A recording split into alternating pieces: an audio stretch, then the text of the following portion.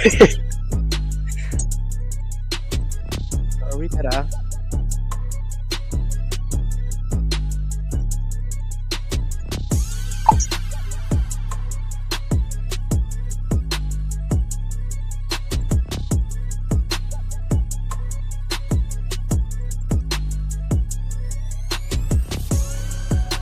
Bum, bum, bum.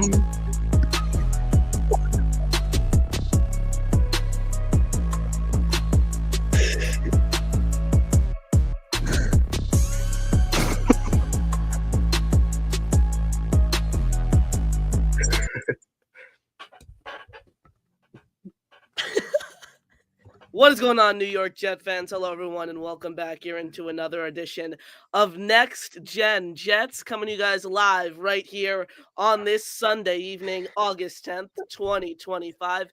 Fresh off of a New York Jets preseason win. Come to the preseason, but every win you can get with this organization, you have to take it. A 30-10 road win against the Green Bay Packers. First win of the Aaron Glenn era. We're here on Next Gen Jets to talk to you guys, break down biggest winners and losers, biggest takeaways. Thank you all for joining us. Jack Cotter, Chris Grasso, Josh Woolever, I'm Connor Long, right here with you guys on the show. Questions, comments, thoughts, you guys can throw all of those in the chat for us to react to. You guys can call into the show with the pinned comment. Appreciate all your support as always here on the show. Make sure you like and subscribe. It is completely free, and it helps us grow significantly here on the show. The paid way to help us grow helps us grow just as much. You can get into our membership raffle. Every $2 super chat or gifted membership gives you an opportunity to win a Wayne Corbett, Lavernius Cole, Santana Moss signed photo, 3 players Chris Grasso probably does not know of, a Don Maynard signed photo, an Altoon signed photo, a free item from our merch store, a channel emoji, and our grand prize, of course, a Sauce Gardner signed photo that comes in a frame. So get all your super chats, get all your memberships in. Every $2 super chat or gifted membership gives you an opportunity to win one of those prizes. The raffle occurring on August 15th, just 5 days from now. So make sure to get all the super chats and memberships in. They help us grow significantly. Like and subscribe here on the show. Throw all your questions, comments, thoughts in the chat. Call into the show with the pinned comment. Jack, you've missed about 8 episodes, but now we're back for the season. Oh, okay. How you doing? Couldn't be better. I mean, finally not metal mouth anymore, as you guys can see. Jets football's back. Chris is just making me crack. I don't know why. What are you saying? Making odd I don't know what. noises before the show starts. What else is new? That was not me. I don't know what you guys are talking about. But I guess without being thrown to me, I'll start. I'll do my little intro. I know Connor's giving everybody strays. I mean, I don't know why we're catching strays, but the preseason game was great. A lot to break down. I'm excited. My name is Chris Grasso, and I love the Jets more than everyone else. I am a highlight warrior. Aaron Glenn is the best coach they could have. By about under 4 games won, and he must be fired. I love every 2026 QB just based on highlights. I have watched 5 minutes of Nico's highlights, and he is a Hall of Fame. Arm strength is all that matters. This isn't the same old Jets. THE 2025 Jets are different. Justin Fields is the franchise guy, or Nico will be drafted in 26. Highlights are all that matter. Your guy Justin Fields yesterday, Chris. What a drive. It was only one possession, but I mean... Dude, it was awesome. And really, that's all you need to see before you take him out. So I'm happy with that. Run. Nice. Amen. That's what we're going to be. Offense. That's what our offense is going to be. Amen. I hope it's more spicy and more... I thought it would be like more like read options. That's the offense. That's the offense you want to see in the preseason, though. In my opinion. Yeah, and the one thing I do notice, I will tell you, I noticed is throughout training camp and in the preseason game, is there was more motion, and our offense is going to be more modern, and it's going to tailor to the skills of Justin Fields and all other players. So I'm excited to see that. Our offensive line obviously looked good, so there's a lot to get into for sure. You also don't want to give away, all your schemes, all your gaps that you're running with, all your I formations, things like that in the preseason. So I think running with a vanilla offense is always best in the preseason for sure. Jack, biggest takeaway from the offensive side of the ball, Justin Fields particularly. What'd you see out of him that you really liked on that first possession of the game? I think he was very calm. I think I liked how I looked at him, like on that, especially on that first drive, which is the only drive he played in, by the way. Very calm, very didn't overthink too much. Was able to great ability, great pocket presence. Was able to escape out of it very quickly. Great awareness, and that's how he was able to get that 15, 20-yard rushing touchdown. Overall, just calm and very aware, which is what I really liked out of him. Josh? To me, the progressions looked good. He sat in that pocket comfortably. Obviously, a lot of the time it wasn't the first read option. He was looking for Garrett. He was looking for Reynolds, but then ended up doing a good job taking a safety valve, checking it down to Beck for a first down twice. He just kept on moving the sticks, looked comfortable in that pocket. And then a big thing I saw overall offense, the tempo was there. They were in rhythm a lot. No more of that BS delay a game that we saw way too much of last year. So it just like Fields was comfortable in there. Engstrand was getting those play calls in pretty well, and I just like the overall effectiveness of this offense looked mistake-free to me. Did Josh Reynolds even play yesterday? I didn't. Yeah, he did. He just I got didn't even see him. I don't think he caught a pass yesterday. He did No, not. he wasn't even targeted. He wasn't even targeted. Was Ruckert targeted? That's another guy. Of course, yeah, he was on the field like most of the game. Ruckert, him with Stone Smart. We saw a lot of the tight ends, which I think we're going to see a lot of 13 personnel this year, which I think is going to be exciting. We saw 13 personnel with Nathaniel Hackett a ton to open the year, but the Jets really didn't have the personnel at the tight end position. I mean, you had Tyler Conklin, but he is far from an average blocker at the tight end position to suit an NFL level caliber player. Jeremy Ruckert, we all know what he is. He can't block to save his life. He whiffs almost every single snap. I don't even know if he's an NFL caliber player overall. Zach Kuntz was a practice squad guy last year. I think you look at the tight end room now, we saw Stone Smart on a beautiful play design, a tight end screen. So shout out to Tanner Engstrand. Great play design there. I think we can certainly see that play in the season. Found Stone Smart into the end zone. We didn't see Mason Taylor yesterday. He's dealing with an ankle sprain. We will probably see him, in my opinion, if I had to make a guess, the final preseason game against the Eagles. I don't think we see him next week against the Giants, but I think we see him the final preseason game against the Eagles. The other tight end / fullback who caught my eye yesterday was Andrew Beck. I just think he brings a completely different dimension to this offense, a new element where he fills multiple roles as kind of that hybrid H-back blocker in the backfield, the fullback brand of football. We don't see many teams use fullbacks anymore. I'm tabbing him right now. I'm doing my 53-man roster prediction for Jets X Factor that should come out tomorrow. I have him making the team and replacing Jeremy Ruckert as well. This is a guy who could play multiple roles. Had a great day yesterday. Didn't find his way in the end zone, but was one of the main reasons that Justin Fields was able to find his way into the red zone. He was a check down option for Fields. We saw him in motion. He can line up in the slot. He can line up in line. Chris, I just think Andrew Beck brings a completely different dimension to this offense, and it's going to give him a higher chance of making this team, in my opinion, compared to a guy like Jeremy Ruckert, who struggles in the blocking game and couldn't really do much as a receiver yesterday. 100%. Andrew Beck brings so much to the table, especially with the offense we're trying to be, run first, ground and pound. I mean, he brings so much. He can be that lead blocker for Braylon Allen on 4th and 1 or a short yardage situation, and he can be that receiver type. So he can really do it all, and I think there is 100%, I agree with you, a role for him on this team. Jack? Is that one question for Chris? Chris, is this like replacing Tyler Warren for that 4-in-1 package? Like that, His highlights. He can run, he can block. But yeah, overall, Andrew Beck really impressed me yesterday. Really loved the way he was able to, again, just like Fields, he was very smooth on offense, very calm as well. Didn't really try to do too much, just tried to get north and south, just tried to get downfield. No funny business, no juking, no none of that. I mean, fullbacks aren't really known for that. But anyway, I think it's valuable that the Jets keep him on offense. Just because, again, like Chris said, if we're going to be a run-first offense, especially with these running backs like Breece Hall, Braylon Allen, Isaiah Davis, I think it's very valuable. You have a guy who can both block, run, and receive. So I was very impressed with his game yesterday, and I really hope the Jets keep him on the roster. Chris, how many wide receivers do they carry? How many wide receivers do you carry? I mean, I think 6 or 7 is a realistic expectation on this team. I mean, outside of Garrett, Reynolds, Lazard, I'm not Corley, Arian Smith. I mean, Corley, we didn't see a lot out of him in this first preseason game. I think I saw one catch for sure, but I don't think he proved enough to be a standout. Let alone, I'm not sure about make the team. So he's gonna have to do more in camp and throughout these next 2 preseason games to be a lock on the 53-man. But yeah, I think 6 or 7 receivers is a realistic number to expect. I don't know about Lazard after he got injured. Yeah, after it depends on the severity of the injury. I mean, it was heard that he was in a sling, so that's not good. Yeah.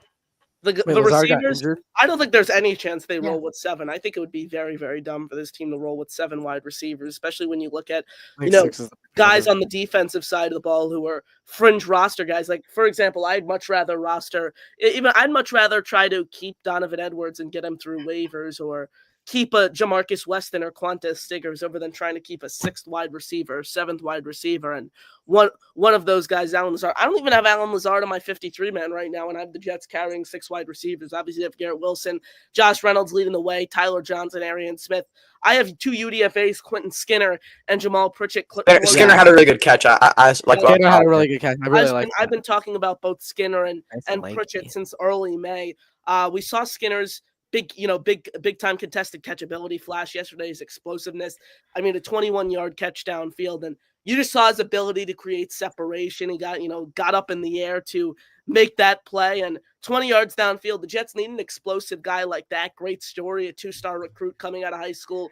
Went into Kansas, averaged over 20 yards of reception last year. I take that juice over Alan Lazard any day of the week. And then you look at a guy like Jamal Pritchett. He replaces the role of a Xavier Gibson on the punt return side of things, and then even gives you more upside as an offensive contributor. So I'd much rather roll with those 2 UDFAs than a veteran like Lazard. Or I know Brandon Smith is the name on the street right now because he was great for this team in the preseason last year, made 2 nice grabs yesterday as well. I like Smith. I don't think he's much more than a preseason contributor, though. And you guys? Yeah, absolutely.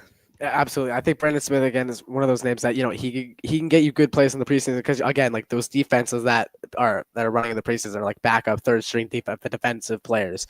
So I think it's good reps for him to get in the preseason, and maybe as he develops as an NFL player, maybe he can get to the caliber of being a real, regular season guy, because there's a difference between a preseason player and a regular season guy, right? Like a preseason guy, like here's why I have a little trouble trusting the preseason sometimes. Like, yes, Quentin Skinner had a really good catch yesterday, but what Packers defense was it? Was that the first team Packers defense?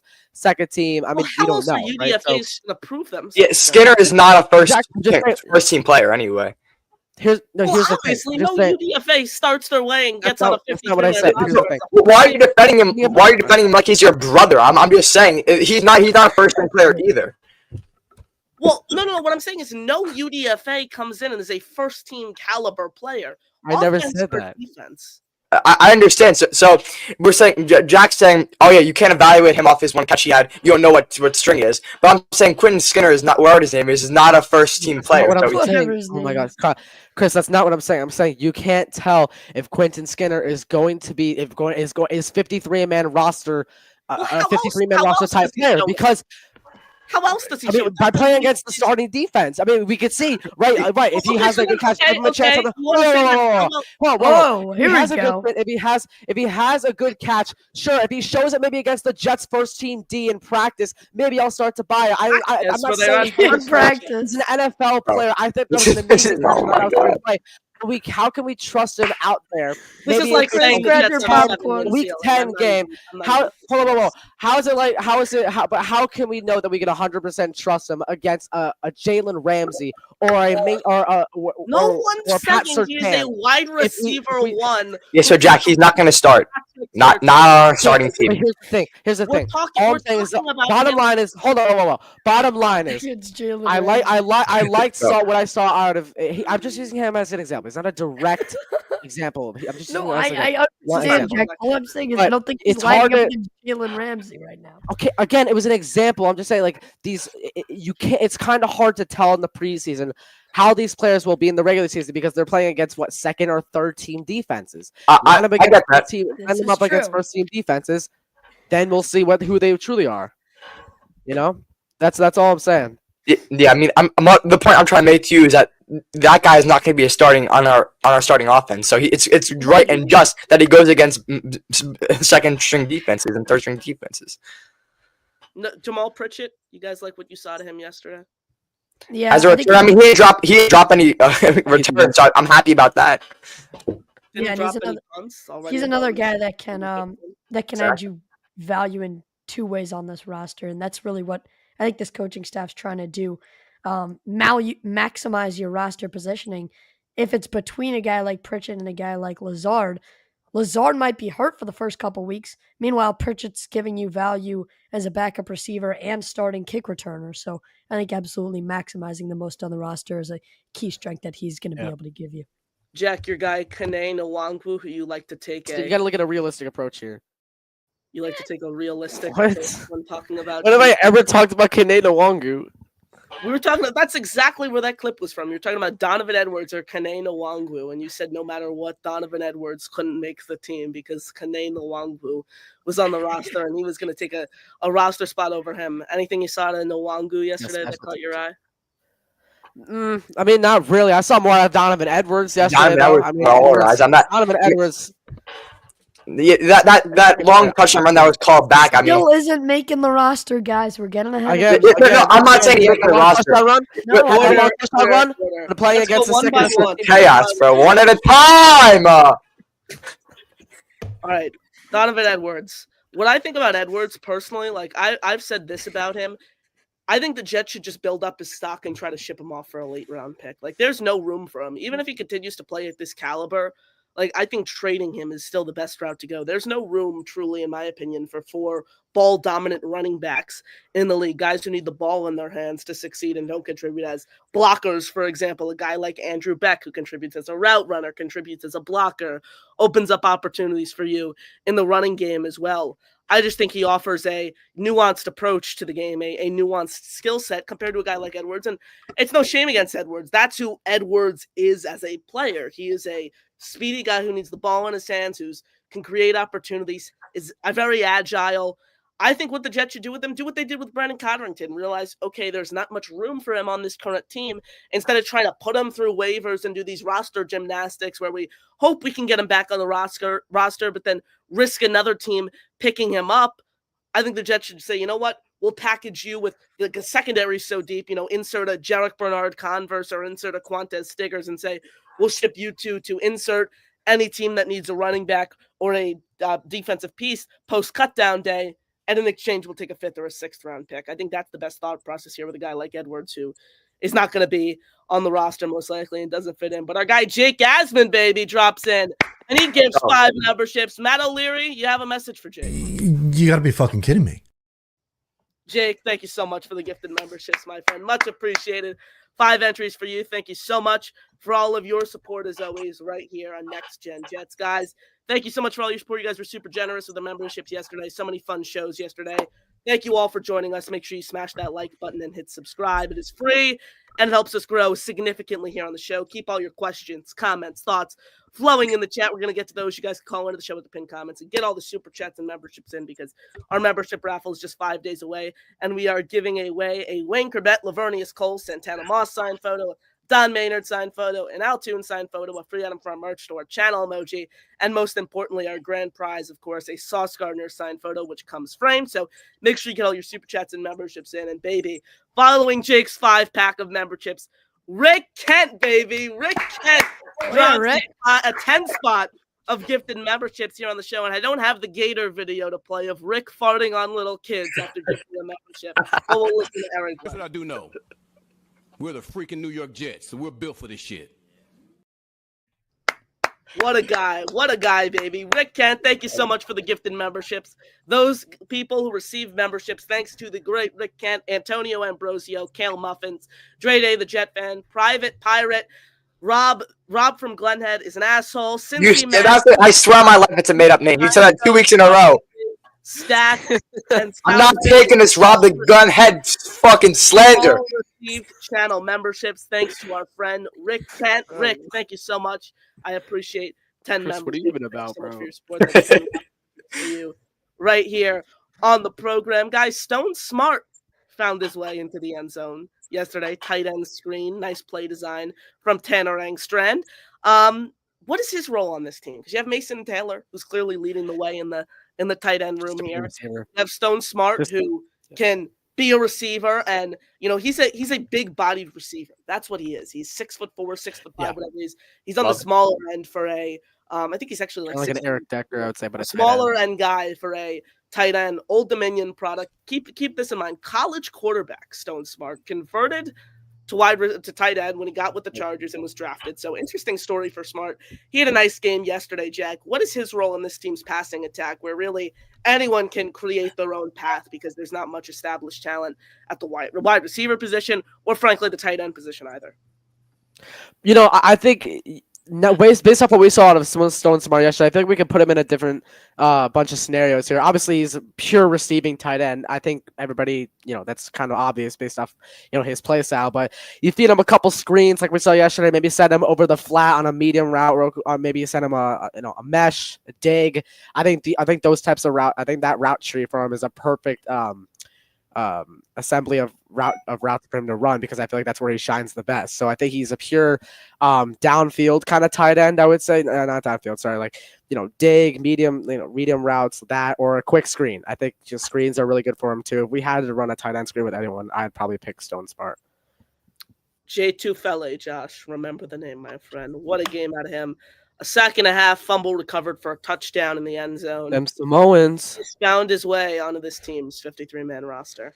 Oh my, yeah. I mean, he basically just bought himself a one-way ticket to the 53. You're right, Connor. What an impact he had, making a big play on defense with the fumble recovery in the end zone for the defensive score. He had a sack and a half to go along with it. He played really well, and outside of that initial snap, I think it was the first defensive snap of the game. I think he jumped off sides. Outside of that, even on the snaps where he wasn't scoring a touchdown or he wasn't making a sack, he was making an impact. He drew a double a couple of times, and he was getting out of his stance quickly and affecting the pass rush, putting pressure on Jordan Love and the various other Packers quarterbacks. I really like the way he played. And this is a D-line room with absolutely zero depth, so the door is wide open for him to work his way up that depth chart, and hopefully we can continue to see great performances like this. And just got to climb that ladder, because there's outside of Quinnen, there is nobody proven at that defensive tackle spot right now. Hot take, Chris. Derek Nandi does not make this team's 53-man roster. No presence on the field yesterday. I've covered 3 training camp practices. Haven't heard his name called once. Haven't seen him make an impactful play. Haven't seen him disrupt the game. If a decision for me as a general manager comes down to a guy like Derek Nandi, who's been very, very inconsistent throughout his time in the league. Last year was one of the most inefficient run defenders in the league. And then you fast forward a few years back, he was one of the most efficient run defenders, very iffy throughout his whole career. I'm taking a guy like Tufele, who this coaching staff has praised and made an in-game impact yesterday. His name has been called throughout practice. I'm taking that guy over an inefficient Derek Nandi, who hasn't done one thing for this team throughout the summers and is pretty much on a non-guaranteed deal. It's not a matter of taking him over. I think in the end they'll both make the roster. I mean, let's look at it for what it is. Derek Nandi was a depth signing. I mean, we all know his defensive line lacks depth, and outside of Quinnen, you don't really have any 100% reliable guys. It was good to see Tufele perform the way he did. We saw Leonard Taylor have that strip sack that led Tufele to fall on the ball for the touchdown. I mean, Leonard Taylor III is a good guy to have behind Quinnen Williams for whenever he gets tired, because you can't have him always out in the field. And Tufele, I mean, it's great to see. Maybe he can arise as the guy next to Quinnen Williams. That'd be fantastic to see. And obviously, we know that Jermaine just got activated back today, and he's going to be back. And Will McDonald has been doing great things throughout all summer. So, I mean, this D-line really was looked at as a weak point coming into the season, but has a chance to be really exciting. And we were talking about this all throughout the offseason. I mean, good coaching staffs elevate players from the depth chart, and this is exactly what might be just happening in front of our eyes with Tufele. So look out, baby. Aaron freaking Glenn. The secondary, Jack. Who caught your eye in the secondary yesterday? I think a lot of it was the safety room. I think Cisco was very very physical yesterday, and especially in the first half of the game. I really think Andre Cisco was one of the most physical defensive backs that we had yesterday. So I think if I had to pick one, I probably would say Cisco. I'd have to say Stiggers. This is a guy who you look up on every special team snap, and he was right in McCole Hardman's face. Love it. Creating turnovers, creating fumbles yesterday. Very stingy in pass coverage. There was the pass interference call that was initially called on him, and there was nothing there, and then they ultimately reversed it to Malachi Moore and penalized the right player there. I have to go with Quantez Stiggers, though, because you look up and he was on the field every single play, making an impact, Sauce too, man. creating a difference. Yeah. Exactly. I was about to say, outside. So Sauce Gardner's obviously the obvious one. He's still elite. He's still got it. But there's a no-name guy. I was wondering. I saw number 46 flying around the field, making plays all game. And I was like, damn, I don't even know who this guy is. I search him up. Ryan Cooper. It's interesting. Yes, Bump Cooper, baby. Listen, he's interesting. I'm low-key in on him to make the team. He's low name, low profile. I don't even know who he was, but he made a guy. Baby, I like him. I like him a lot. Bump Cooper, baby. I'll tell you all about Bump Cooper here. Undrafted free agent from last year's draft, got picked up by the Seahawks, was released midway through the year, went to the Dolphins for the back end of the season, didn't really do much there, wasn't able to find the field, and then the Jets decided to release punter Kai Kroger. In comes Ryan Cooper. This whole past week at practice, he was flying around on the field, delivering big hits, and then yesterday we just saw him flying around, wrecking the game, coming downfield, stopping the run. This is the guy on my 53-man roster. I don't have him making the roster right now, but I have him certainly on my practice squad. This is a guy who you want to keep around, who is a depth piece that I trust to come in and, be a third or fourth cornerback for you on a game day if you have an injury to a guy like Quantez Stigers, if Azaria Thomas needs to, sit out and he's, questionable with an injury. This is a depth piece who I really like, and I feel confident with this team. But, Jack, that first drive for Sauce Gardner, the big hit on the first play. Worldly tackling, baby, tackling. Definitely, yeah. Ball free, and then the second play, stripping the ball out of Matthew Golden's hands. He was flying around that first possession of the game, and after that contract, I tweeted out, he looked the part of that $120 million deal yesterday. Very physical, very, very physical is what I love to see out of this guy. I mean, he struggled a lot with tackling last season, but just to see him all over the field, banging guys left and right, that's one of the, that was intentional. Pause! That was not intentional. Okay. But, you just love to see him over there, tackling guys left and right. Very physical. Like you said, Connor, playing up to par with his contract is just what you like to see. Who in the linebacker room yesterday caught your guys' eye? Because Marcelino McCrary-Ball, who was the favorite to be this linebacker 3, to open the season, because we all know you have Jamie Sherwood, the $45 million man leading the way. You have Quincy Williams, who's entering the final year of his contract, expected to still play a huge role on this defense, and All-Pro just a few years ago. And, the linebacker 3 spot's wide open. You look at a guy like Francisco Mauigoa, you can say him potentially. He's someone who you just drafted in the 5th round. Marcelino McCrary-Ball, someone who impacted the game on special teams a ton for this team last year and has had a great start to camp. Well, it doesn't look like McCrary-Ball is the front runner for that job anymore. Late hit on Luke Musgrave. Yeah. It was the second late hit in a row after Eric Watts delivered a hit after a player had stepped out of bounds the play prior. Aaron Glenn was not having it here, folks.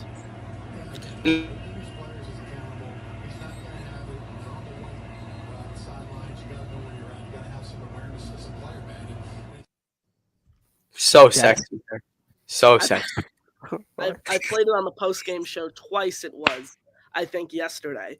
So, Aaron Glenn shooting out accountability. Ball. Who's the linebacker 3, Chris? That's such a tough question. I mean, I don't know if we can push somebody out of contention because of one late hit. I mean, I don't think this is like a general statement. I don't think that the discipline issues and the accountability issues are going to be resolved overnight. It's going to take time to instill that. So we can't expect all the penalties to be fixed immediately. I mean, the Packers played a sloppy game too, so I'm not really concerned about the penalties. I think Aaron Glenn will simmer. Those issues will simmer down over time. I can very well still see it being McCrary Ball, but I'm not really sure. I can't pinpoint one guy that I'm not sold on anybody 100% yet. Josh? Yeah, to me, this was really interesting. I didn't like it. Obviously, the second late hit in a row, good to see Glenn taking accountability. But outside of Sherwood and Williams, maybe, you could see Jamin Davis come up and make an impact. Between him and McCrary-Ball, I haven't been to any of the practices. Connor, I know you have, so fill me in on what's been happening there. I am going to the joint practice on Wednesday against the Giants, so linebacker is definitely a spot where I'll be keeping my eye out for. So I think that's a positional battle, but, unforced errors and late hit penalties, taking your anger out and taking a 15-yard flag for the team is not a good way to help your case. I think there might be an issue here on YouTube. It is so weird. I know there's been issues with the ads and like the ads booting people off here on YouTube, because we just went from Yeah. 90 of you guys watching live to 50 and then now 67, and they're all bouncing up and down because I think there are issues with the ads. So let me know if there are issues here, because I got to check with YouTube, because I heard from a few people, some people emailing me. And I see Indy Jets. Some people say they're not. And now look, the people watching are going back up. Indy saying the ads keep popping up in the chat. So yeah, and then some people saying they don't see them, but I think if you don't see them, it's because you have YouTube Premium, because I do have ads running on these shows as a part of being a part of the monetization program here. So what I will do for the rest of the show, I will see if it works. I will turn off ads until I get YouTube on the phone tomorrow, and I make sure this is figured out. You gotta push for that. You gotta push for YouTube on the phone. Cannot let this shit happen. We gotta get these ads off of their screen, man. Let's do in person today on the show. Non-negotiable. Non-negotiable. I'm fired up. The first Jet preseason game has me feeling some type of way. I'm excited. Chris, does this like change your? Is this like a 14-win team now because they won the first preseason game? We have to take our wins where we can get them, but we also cannot get ahead of ourselves. It is a preseason game. I do like what we saw. It is getting ahead of yourself. It is good momentum. So imagine we go 3-0 in the preseason. I mean, that is real momentum going into the regular season. No one can tell me different from that. Like going 3-0 in the preseason is good momentum to carry into the regular season. The winless Adrian Martinez, Brady Cook, who was the winner yesterday of that QB. Martinez played so good. I think they both played solid. But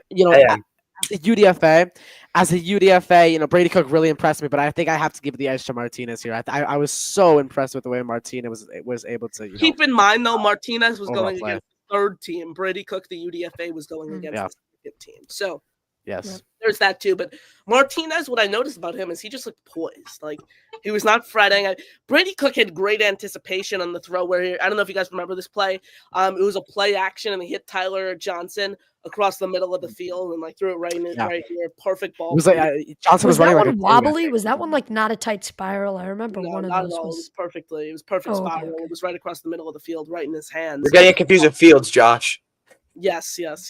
Brady Cook and Adrian Martinez, though, yesterday. Interesting game. Martinez threw for over 150 yards. He had a touchdown. I like the ceiling more with Brady Cook. I was doing the roster prediction today. I'm filling it out for Jets X Factor. It'll be coming out tomorrow. And I had a tough time. I have the Jets keeping both of them on the practice squad. And I know that's rare because people are a lot of like pick and choose. The Jets can optimize all 16 spots on the practice squad while keeping both of these guys. Like, I like what Adrian Martinez offers as like a high upside backup, but there's something with Brady Cook that I want a double take at. I think there's meat on that bone with Brady Cook, and I think there's upside there that can potentially flourish into something maybe 2 years down the road, for example. So I think there's something there, Josh. Yeah, absolutely. It was interesting to look at both quarterbacks. I thought Martinez got the edge out of the two of them. Just yesterday, but that's also okay, guys, come on. That's also, I mean, I think Brady Cook, you're right. I wouldn't think that they would both be practice squad guys. Like, I would probably prefer Martinez to be on that, to be that QB3 guy. I mean, he just showed his ability to go out there, be consistent. Out of the two of them, he's the one with pro level experience. So he's the one coming in here who I think definitely has the advantage right now if it came to, Justin Fields goes down, Tyrod Taylor's in there, and obviously, he's fragile in his mid-30s already. So you're going to need a solid QB3. To me, it's Martinez. I think he's a better game manager. Sure, Brady Cook might have, the potential to someday elevate his game, but what does that mean being a QB4? What does elevation there look like? Like, to me, I would just take Martinez and walk with it. He seems pretty consistent. We'll see throughout the rest of the preseason. I don't think you should carry either on the 53-man roster, in my opinion. Don't they have that rule where you can elevate that emergency third stringer without it being a member of the 53? You can. So you could have both your guys on the practice squad, for example. Like, right. Keep in mind, if you keep a third quarterback on the roster, they're going to be inactive on game day. Either way. There's no point. You just elevate. Sixth wide receiver, for example, then compared to trying to, keep both those guys on the 53, because if you put those guys on the practice squad, no team is picking them up.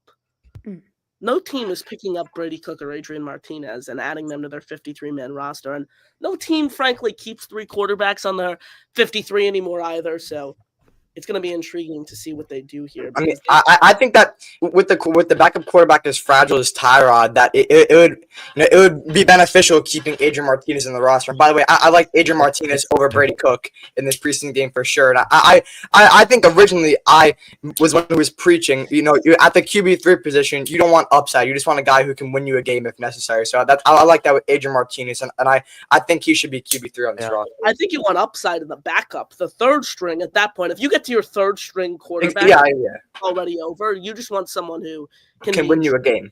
Yes. I don't know about 10 win you a game. Like if the Jets get to their third string quarterback, the season's over. I mean, Adrian Martinez can give you that. Like, he can be a game manager. Like Jake He's not an NFL quarterback. He's a preseason quarterback. He's a preseason quarterback. I think he's like if Tim Boyle could move. Like you put in an NFL game, can't do anything. He can't. He's like a poor man's Jake Browning. At QB3, that's fine. That's fine. I completely disagree. He is not someone you want to see on. You don't want to see your QB3. I agree 100%. But if you need to, I'd rather be Adrian Martinez and Brady Cook to win you one game.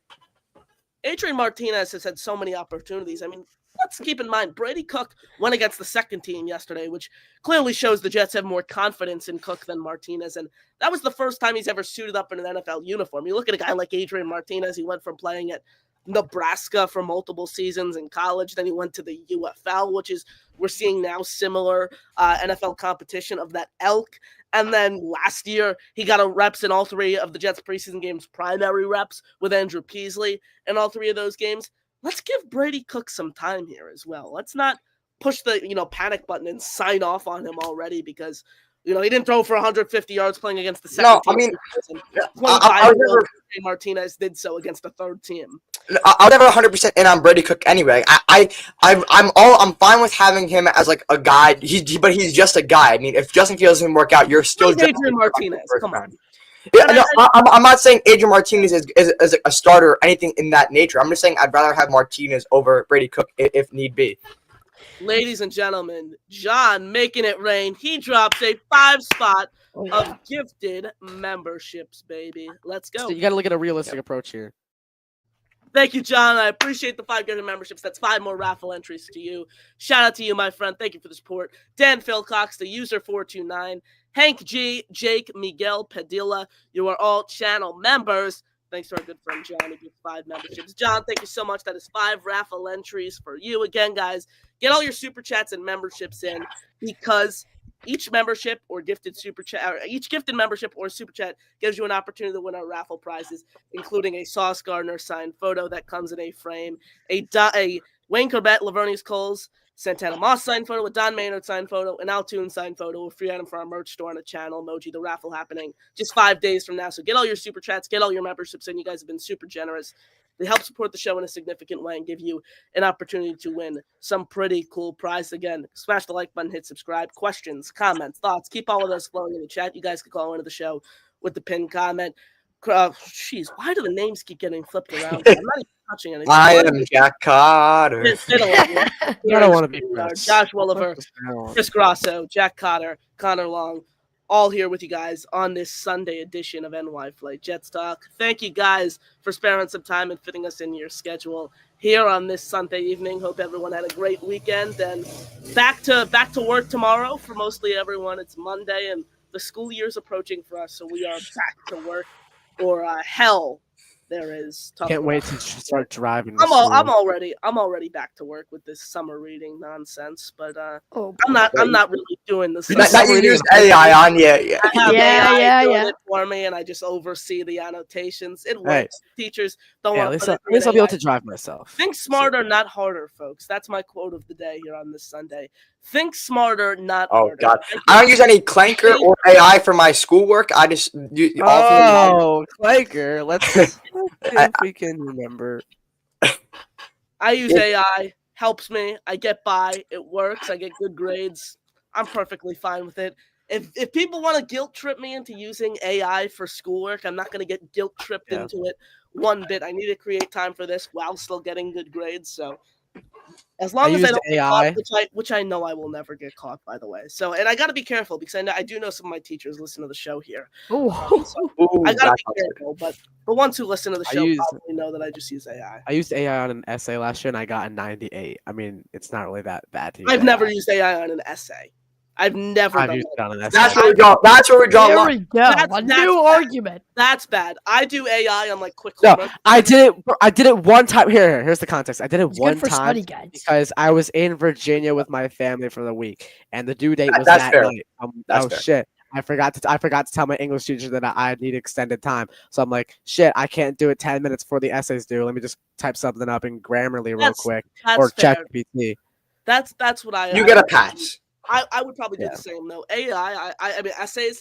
Since I've been writing for a pretty astute publication for a year now, the essays I have no trouble with. I do them quickly and I get them Yeah. done. So I don't need help with the essays. It's just like Yeah, no, I don't need help with it.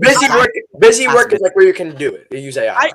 I could do the homework if I really wanted to, but come on, you just take this phone out, you open up ChatGPT. By the way, for all my AI users, all my ChatGPT premium users, did you guys see the new GPT-5 that was just launched? The average age of your views is like 50, bro. No, use AI. Great. What's tool, AI, great Connor? tool, Great tool. I certainly recommend it. GPT. You guys don't want to know the conversation I had just had with ChatGPT today. We do. Pre-show Inform shit. us. I was having a deep conversation with ChatGPT. Thank you all for I don't joining even know. us here on Next Gen I don't Jet. think I Smash finished the the like show. button, hit subscribe. Josh Woolever, Chris Grasso, Jack Cotter. I'm Connor Long here with you guys on the show. Questions, comments, thoughts, keep them flowing in the chat. Smash the like button, hit subscribe, get all your super chats and memberships in. The show started late, and whose fault could that be? Right here, didn't get on the stream yard in time. That's on me, guys. All the blame is on Accountability, baby. Accountability.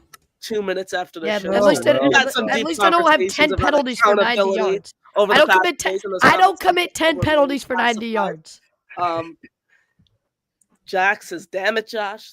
DTN wants to know if you were sleeping, Josh. Were you sleeping? No, I wasn't.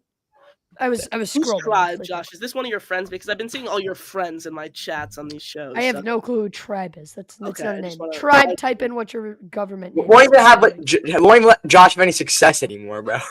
What'd you say?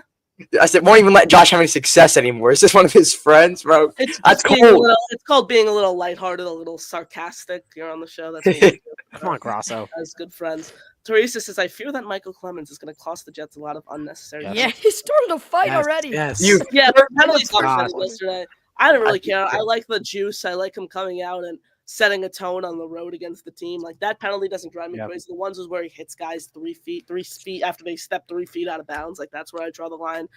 If you want to, jar a little bit in a preseason game, I'm okay with it. I don't think there's any spot for Clemons on the team, but I don't get as mad as most Jet fans about it because I've just come to the realization that, folks, he's going to be on this team.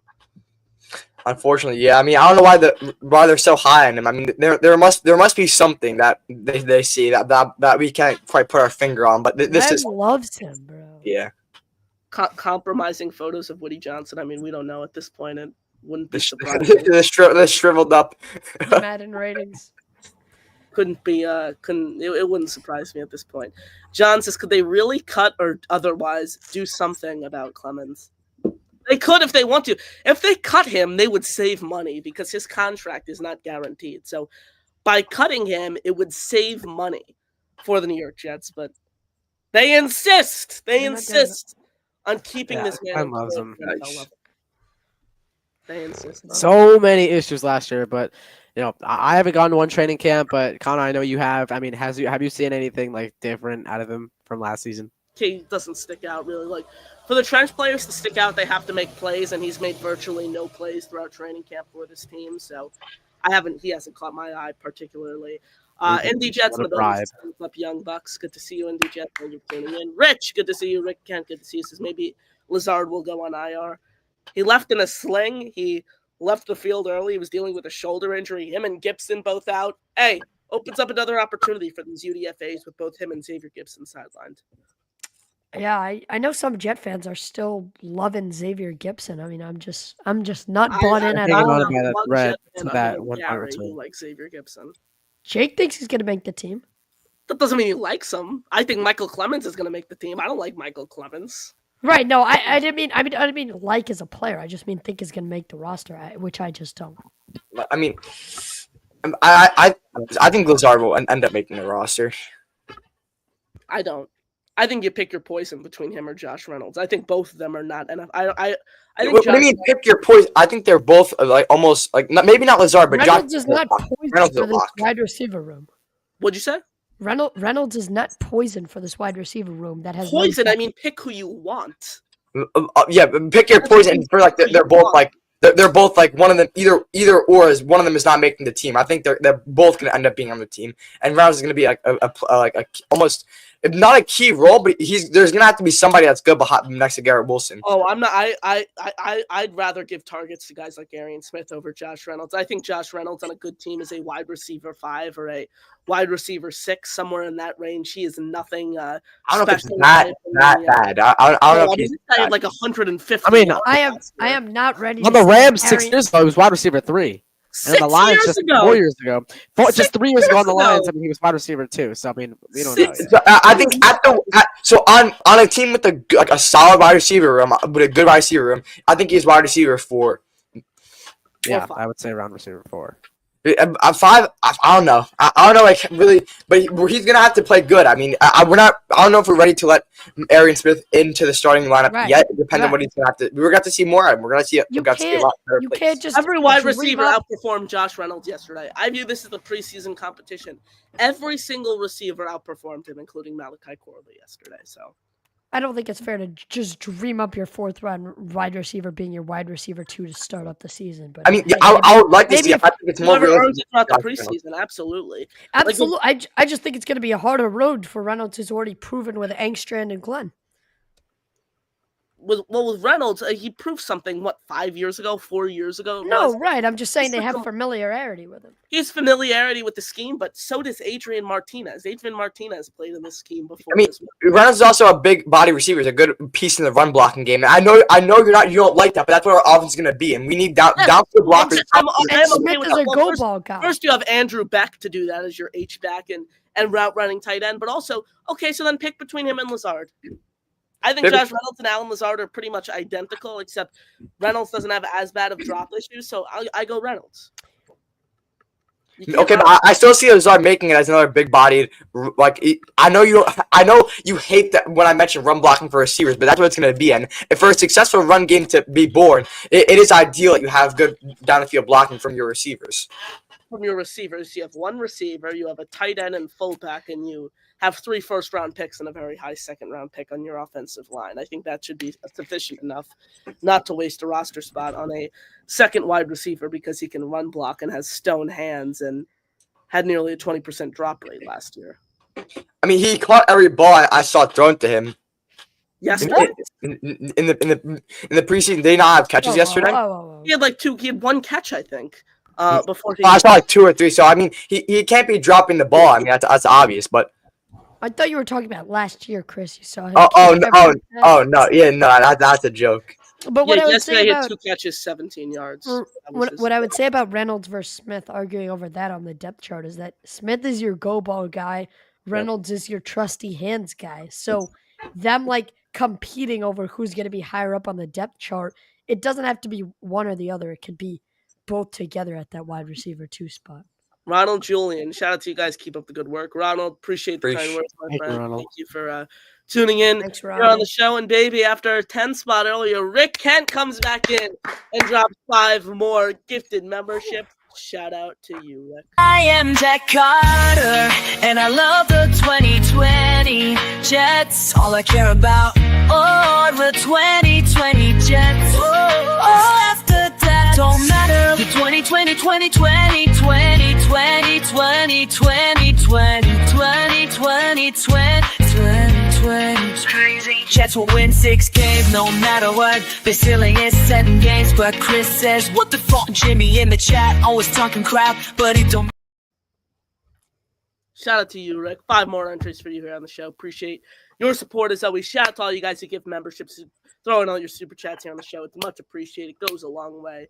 thank you all. And just remember, smashing the like button and hitting subscribe is another way to support us just as much. And it is completely free of charge. You don't have to pay. Helps us significantly. 78 subscribers away from 2,000. So get us to 2K. Let's reach that before next week's game. We could do it. So get us to 2K, folks. 78 away. Thank you for all your support. Daily Jets content here on the show if you're new. So thank you all. Appreciate the support. Shout out to all you great Jet fans tuning in here on the show. Rick says Brandon Smith is a preseason warrior, won't make the team. He's a good preseason player. He's a practice squad NFL player. Like Adrian Martinez. He's the Adrian Martinez of wide receivers. Yep. For this team. Yeah, absolutely.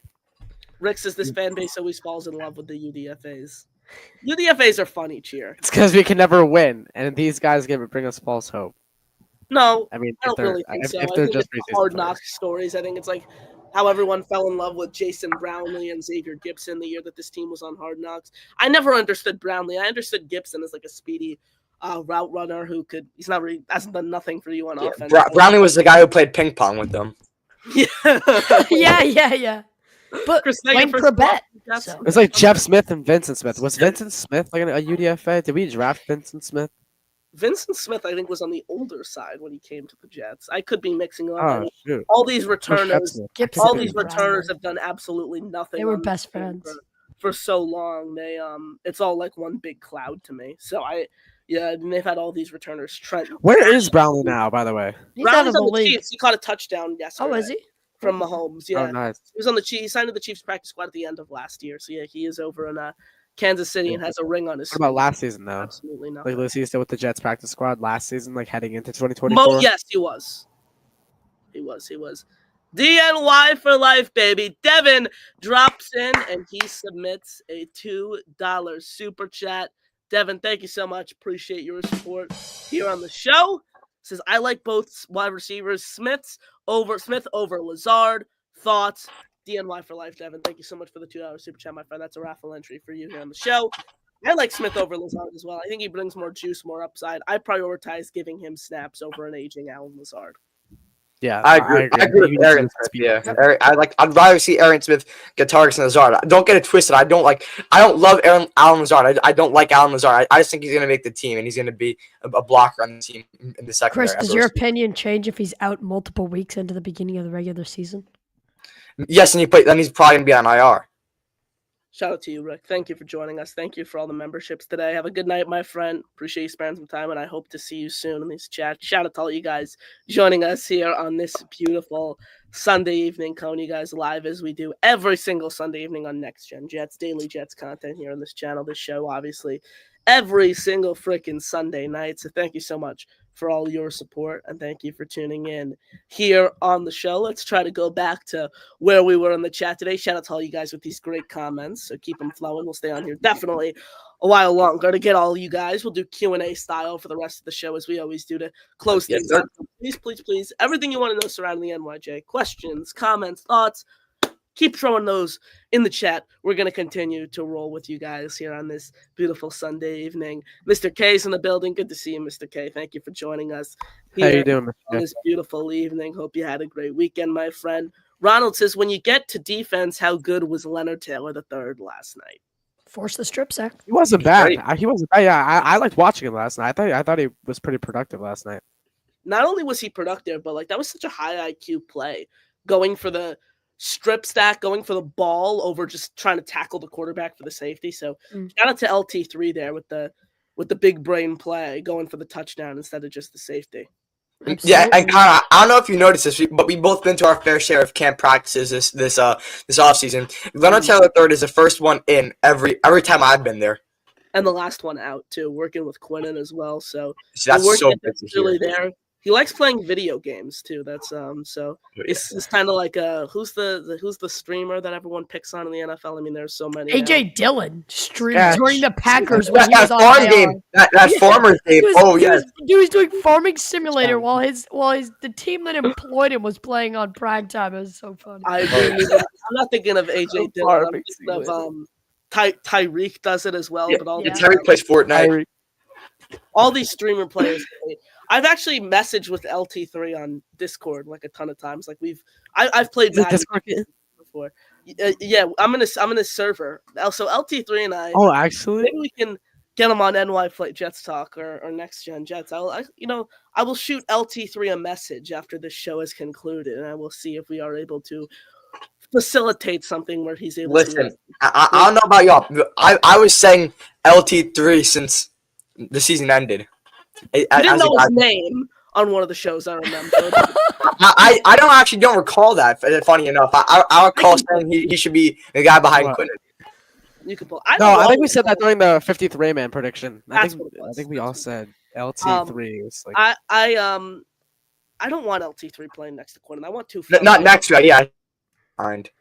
I think he's the backup guy. It's like I don't want two big three techs who just pass rush playing next to each other. Like give me. Think about how dangerous that would be, though. That's. I don't think that'd be dangerous at all.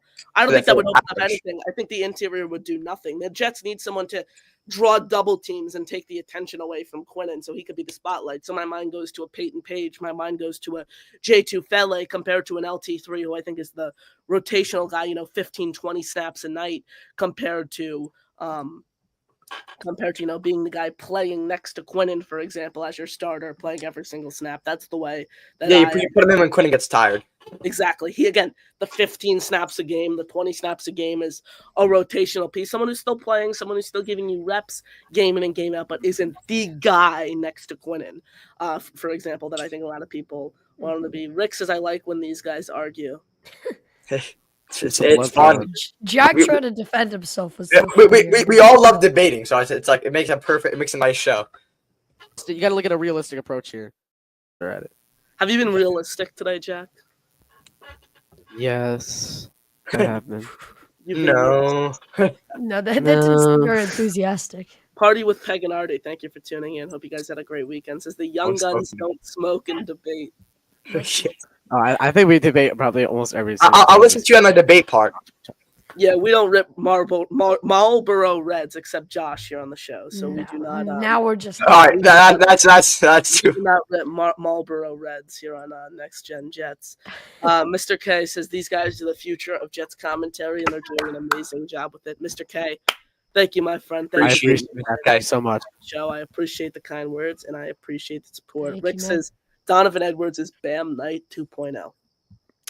I was Bam Knight. I mean. Bam Knight. I was there against Chicago. That was the Mike White. I was never 100% in on Bam Knight. Edwards looks nice though, but we're not gonna have enough room for him. But he still looks nice. I like to see him on the nice against third team defense as well. Like let's keep that in mind here. I mean, if he can compile enough stock where you ship him off early 6th or 7th round pick, I'm perfectly fine. I don't necessarily want to ship him off. I like the idea of keeping him in the practice. There's no room for him, Chris. There's no room. You might as well get if somebody gets hurt, have him on the practice squad. That's how I don't want. I don't want to get a 6th round pick for him. I don't. I want to have him on the practice squad. If you realize if you try keeping him on the practice squad, a team will just take him. Yes. So I mean, you can try. You can try to keep him. I'd rather try to keep him in case somebody gets hurt than trade him for a 7th round pick like that. Well, this is not this is the Jets. So if you try to keep him, another team is going to pick him up. I just think you should trade him and get an asset, and you're able to replenish a running back there. I mean, I heard people saying trade Breece Hall after last night. I think that's nonsense at this point. Like, God damn it, bro. Who are these people? You think that people think that Isaiah Davis and Braylon Allen could lead this running back room? And look, those guys are great and all, and I like those guys, and I think they're able to play a role on this team this year. But neither one of those guys are wide running back ones at the NFL level. I mean, Braylon probably could be if he shows more. But I still love having our like 2-headed monster than Isaiah Davis coming in and being our solid guy. Like I want our running back room to stay like this. If Breece Hall got traded today, would you consider him a bust? Would I consider him a bust? No, absolutely, in my opinion. No, he had one season where he was injured. He was on pace for offensive rookie of the year season. Got injured. Okay, and then he comes in. No, he's not a bust. No. The Jets took a rookie in the 2nd round. He tore his ACL his first year. His second year, he had a night. But it still matters, Josh. Like, you were acting like this guy was one of the best running backs in the league his rookie year. He was off to a nice start against one of the worst, playing against some of the worst defenses in the league, and then he gets hurt, and he's out for the year. And then 2023, he comes in and, picks up a nice amount of receiving yards, has a good year. He had the second most yards from scrimmage. Like, no. He's not. And he finished about 15th in rushing yards because all of his receiving yards came from checkdowns from Zach Wilson. And then last year he did virtually nothing for you and fumbled the ball 6 times and couldn't hold on to a pass to save his life. When you take a running back in the second round, you expect them to stick with your team for a long, long time. Think about how high of a pedigree a second round pick is of a running back. If Breece Hall was traded today, I would absolutely consider him a bust. Outside Well, of the fact of the matter is he is not going to be traded today. He's going to have a productive season and at least be franchise tagged. I don't think the Jets are going to keep him either way, because if he has a poor year, the Jets are not going to want to keep him. They're just going to say move on. And then if he has a good year, I mean, we see the way this guy tweets. He's around guys like Garrett Wilson and Sauce Gardner, guys who are good players but ultimately have big egos. We see the way he tweets. We see the way he interacts on social media. He's going to want to get paid like a Christian McCaffrey. He's going to want to get paid like elite running backs. And frankly, that's not what he's worth. The Jets have so many guys in line that they need to pay. I'd rather pay an Elijah Vera Tucker over Breece Hall right now. I think with running backs, the thing around the league now is kind of, use them and just move on. Run him into the ground.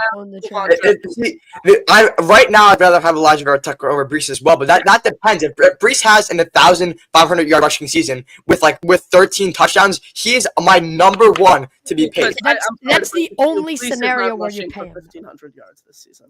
I wouldn't 100% count it out. We have a good offensive line. He's going to have on a silver platter. It's going to be handed to him the chance to have an insane season. 1,500 yards is leading the league in rushing yards. That's pretty much unheard of. How much did Saquon have last year? I mean, he's going to do that again. He's not Saquon. He is nowhere near the level. No. I'm saying that's leading the league, and I said how many? Also, who is behind Saquon Barkley as a running back for the Eagles?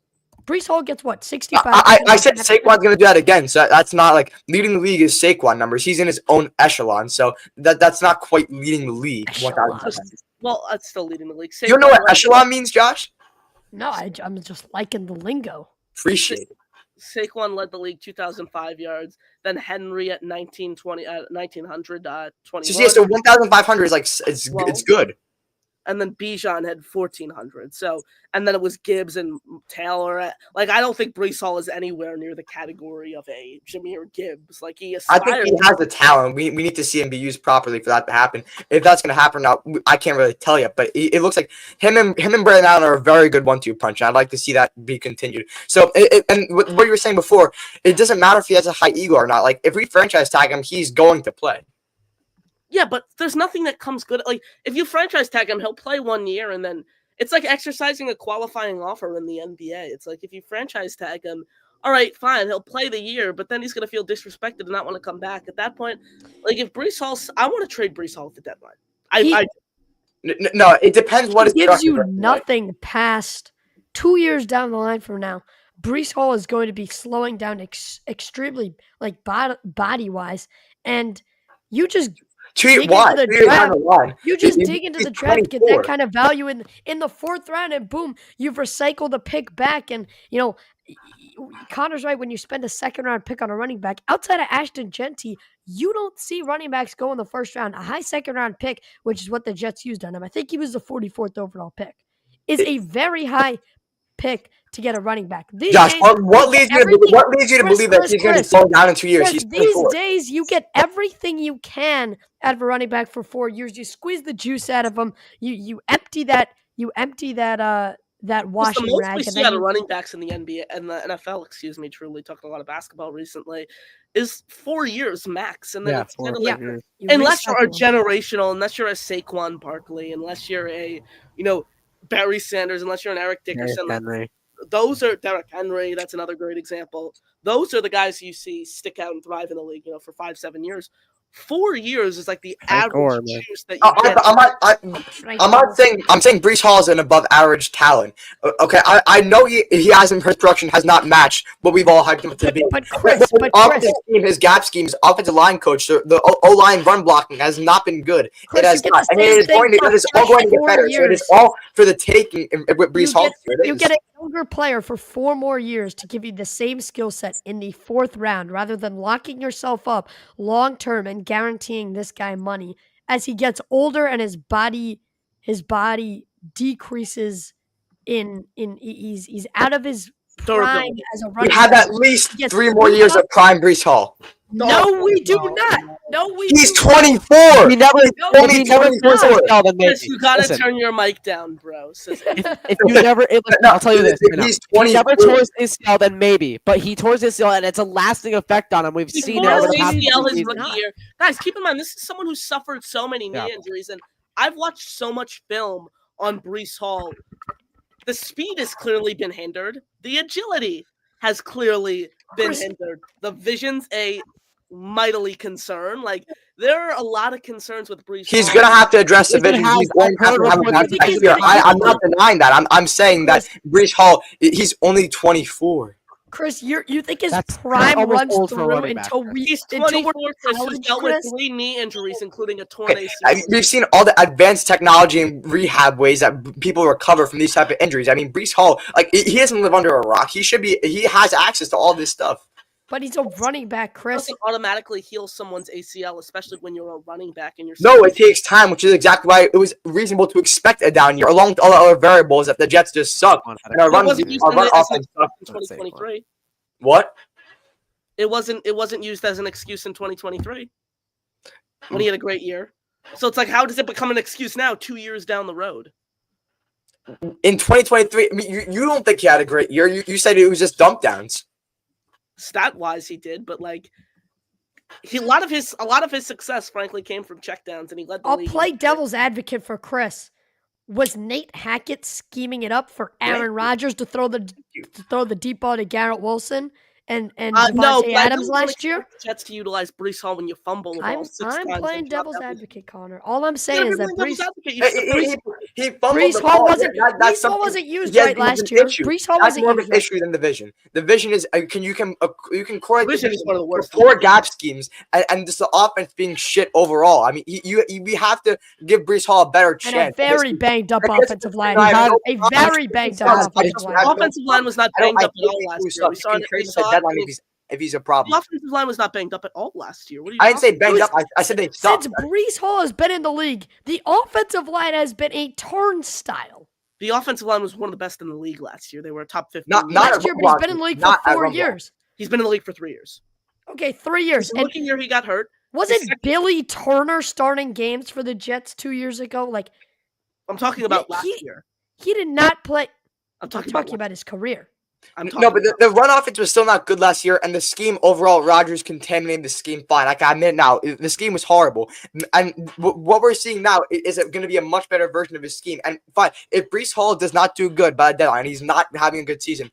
Trust me, I have no problem trading him. But I'm just But his defending stock him. is down at that point, Chris. up What are you until- getting from him then? Up until this point, there's no reason for me not to believe that he can bounce back. If and Breece be, Hall well over 1,000 not yard be able, rusher. if Breece Hall continues to not be able to hold on to the ball, he's a disaster like he was all of last year. I'd be okay trading him at the deadline for a 7th round pick. That's too far. Like I'm No, not. because then second round pick. you're not going to keep him, so you might as well literally get at least something in return. So like, I'd rather It keep him than depends where trading for the a Jets are. 7th It round depends pick. where the Jets are in terms of the fourth. playoffs. at least a fourth. Chris, If you we're know trading, I'm the getting at least a market for fourth. running backs A right fourth now. is not good. A fourth is still could be a scrub. Chris, a 4th round pick is a premier pick for a running back. No, If you were to trade a guy like Bijan Robinson today, it would probably be a 4th and a 3rd round pick. Chris. what? 2 fourths and a 3rd round pick. Chris, that's how the trade market 2 works. fourths and a third is a lot. Chris, yeah, What? That's Chris, three 1st round picks are not three even day two For picks. Bijan Robinson, I'm thinking at least a 2nd round pick for Bijan Yeah, Robinson. no, Chris. 2 fourths and a third adds up to more than a second. Hello? Also, For Chris, second Bijan? round pick- Chris, Wait, second round. hold on. No. Just the simple I finished math. the point here. He- No, 2 fourths wait, and no, a third. I'd rather have 1 2nd round pick than 2 fourths and a third. I'd rather do that. Okay, Chris, the point is 1st and 2nd round picks don't get handed out often in the league anymore throughout trades unless it's for a quarterback. This isn't the NBA. It- This yes, isn't Mikal Bridges. 2nd round picks get tossed around unless it's a Saquon Barkley. 100%. I understand. Bijan Robinson is trending upwards on that caliber to be like Saquon Barkley. See, I'm just giving an example here. Yes. Jack, are So, you alive? I'm over saying there? I'm saying a 7th-round pick would not be even close enough for me to trade Breece Hall. I'm not Would you getting. rather trade a 7th-round pick or just hold him out and lose? And when the team Hold loses, on. What's the position, Hold on. Connor? Are the Jets in playoff contention or are they a 3-win no, the team Jets at are that the point? Jets are 1-6 at the bye week, and Breece Hall has 200 yards and 3 fumbles. And I understand. Alright, bro. I understand this is a hypothetical, but is there any world where you see that happening? there's a world where that could happen, and I'm optimistic on the Jets. Okay, well, here's the thing. This is what I think. No, If we're gonna run a run-first offense this year, and Breece Hall is going to be the starting running back, I don't think it's impossible to count out that he's gonna have an 1,000-yard season, maybe even a little over that this year. I think he's 1,000 gonna have more that's than like minimum. 6 Like, I want touchdowns to see this more. year. I do think that. But here's the thing: when you have a guy whose vision is not great, his speed is declining, it's not a guarantee that that's gonna happen. But however, I do again don't count that out though. I could definitely see a world where Breece Hall has the best season in his entire career so far, just because of the scheme that they're running with him. That's what's read option like Justin Fields. Justin Fields going to run a lot. He's going to have. I mean, Justin Fields is also going to take rushing yards away from the running back. So that's also an important thing to note. Yeah, exactly. Hence why I don't think Breece Hall can have a 1,000-yard season on the ground. I think he can have a 1,000-yard season, but like still, that's also whatever Breece Hall ends up having. We also have to account for that Justin Fields is a running quarterback, run-first quarterback. Ladies and gentlemen, Luppy comes in and he drops 5 gifted memberships. Shout out to you, Luppy. Thank you so much for all the support, my friends. My name is Grasso and I love the Jets more than everyone else. I am a highlight warrior. Aaron Glenn is the best coach they could have. Hired, but under 4 games won and he must be fired. I love every 2026 QB just based on highlights. I have watched 5 minutes of Nico's highlights and he is a Hall of Fame. Arm strength is all that matters. This isn't the same old Jets. THE 2025 Jets are different. Justin Fields is the franchise guy, or Nico will be drafted in 26. Highlights are all that matter. Luppy, thank you so much for the 5 gifted memberships, my friend. That is 5 raffle entries for you on the show again. Guys, keep all your super chats and memberships coming in. They really do go a long way for us here on the show. They mean a lot. I appreciate it. Jack, what are you doing? What are you doing, Jack? On Next Gen Jets, DNY for life. Another $2 super chat. Shout out to you, Devin. Thank you for the support, as always, my friends. Fellas, what is your win total? Wow. I say 7 and 10 or 8 and 9. Either one of those is probably for me. Wow. Can you imagine? Taking back to the time when Jack thought that the ceiling was 7 wins. Oh, I have to clip that. Like I did the. Take me back to that night. Yeah, I would say 7 and 10 or 8 and 9. When I say 8 and 9 for this team right now. I'm gonna go 9 and 8. 9 and 8, a winning record for this team. If we can pull an upset against Buffalo, then maybe that could be the case. And 10 and 7 is not out of the realm either. I mean, Jack, it's not going to be an upset in the last game of the year if they have the division on locks and they're I'm talking about playing their preseason. Exactly. They're going to have I the division think on lock. Let's be real. The Patriots suck. Drake May's not good. The Dolphins have 2 Buffalo starters are going to be starting week 18. Guys, talk one at a time. All right, order. Realize here, I don't think the Bills are going to rest their start. I think there's a chance the Jets get swept by the I don't think Bills. there either. A very big chance the Jets get swept. Week 18. We never win in Orchard. Calm down. Keep in mind, Week 18 is also the last game in that stadium as well. Bills fans hate Jet fans. The Bills hate the Jets. They're going to have all their fans packed into that stadium for one last time. They're going to try to win that football game. Okay. Not only Rather than Josh Allen get hurt before the playoffs, I agree with that. they have the divisional lock. Come on. Here's what I think. I'm not saying we're going to start Josh Allen and have him play the whole game. Okay, you said they want to win the football game. Every team wants to win the football game, but if they're resting their starters, there's no reason the Jets to win. How do you know they're going to rest their starters? Josh. They're going to have the division on locks, Connor. They're going to have the division on locks.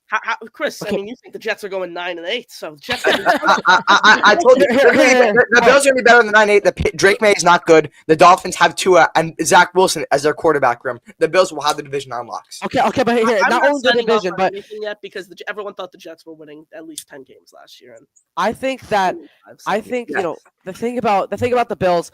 I think the Bills are going to have their starters, but not for the reason why Connor is saying. I think the Bills will be hungry. They're going to be so close to that 1 seed. They're going to be competing with the Chiefs next season for the 1 seed, or this season for the 1 seed.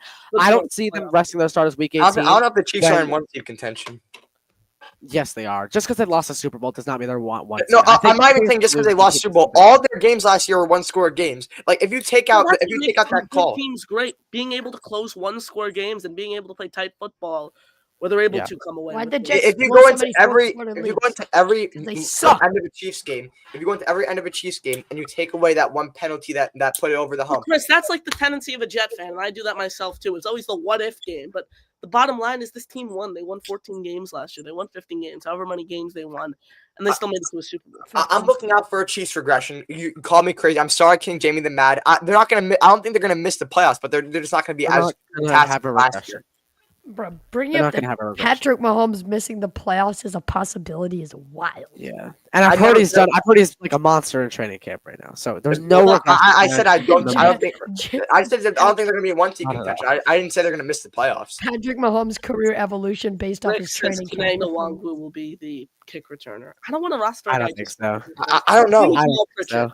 I mean, Zach Rosenblatt had him in his latest 53 for the Athletic, but no upside there. He's not going to get running back reps. So this is again another. I talked about it with the Beck situation. You need to maximize roster availability by getting guys who can do multiple services for you, and that is not Kene Nwangwu. Smart will leapfrog over Ruckert for playing time. That's a given. No, that is not a given, but it should. I think Ruckert's number one on their unofficial depth chart. They clearly like him.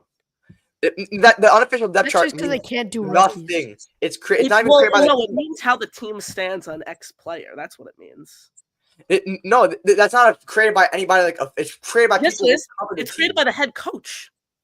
Aaron Glenn is the one who creates that. Wait. I want to. I'm not like attacking you personally. I just want to fact check that because that's not what I heard. That is the depth chart from the team. That is created by the team. The first. I don't think it's going to give you a name, Chris. It's just going to say the New York. No, it's official. So it's somebody in the building. That's all we know. It is someone in the. I'm telling you right here. The team's communications or public relations staff. So yes, the Jets PR team. So Jared.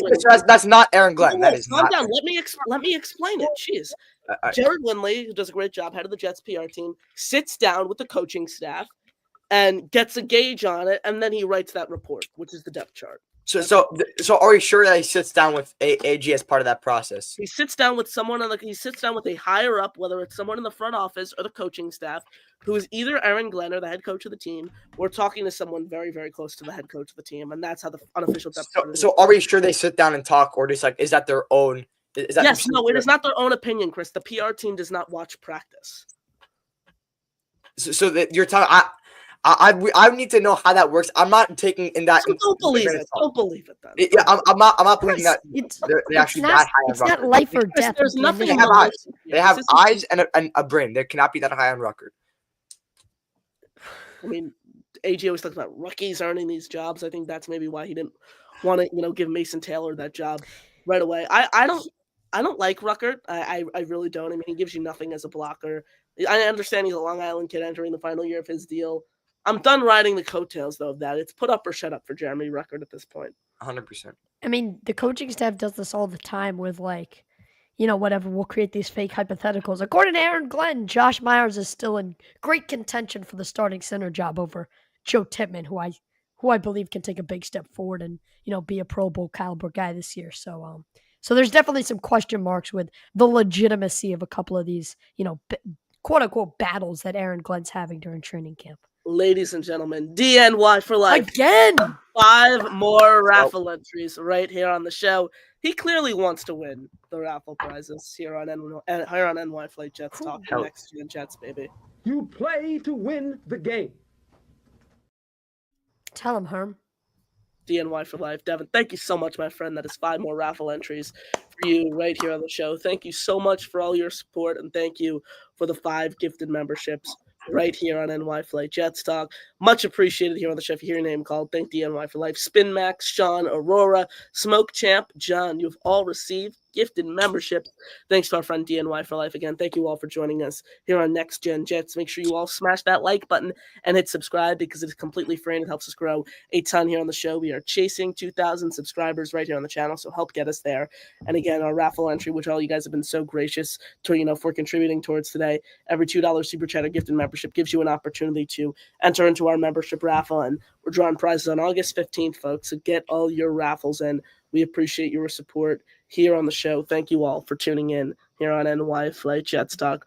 Ronald says that play was brilliant. What a call by Tanner Angstrom, the OC, talking about the Stone Smart screen pass here. That's a play that we can certainly see in the regular season.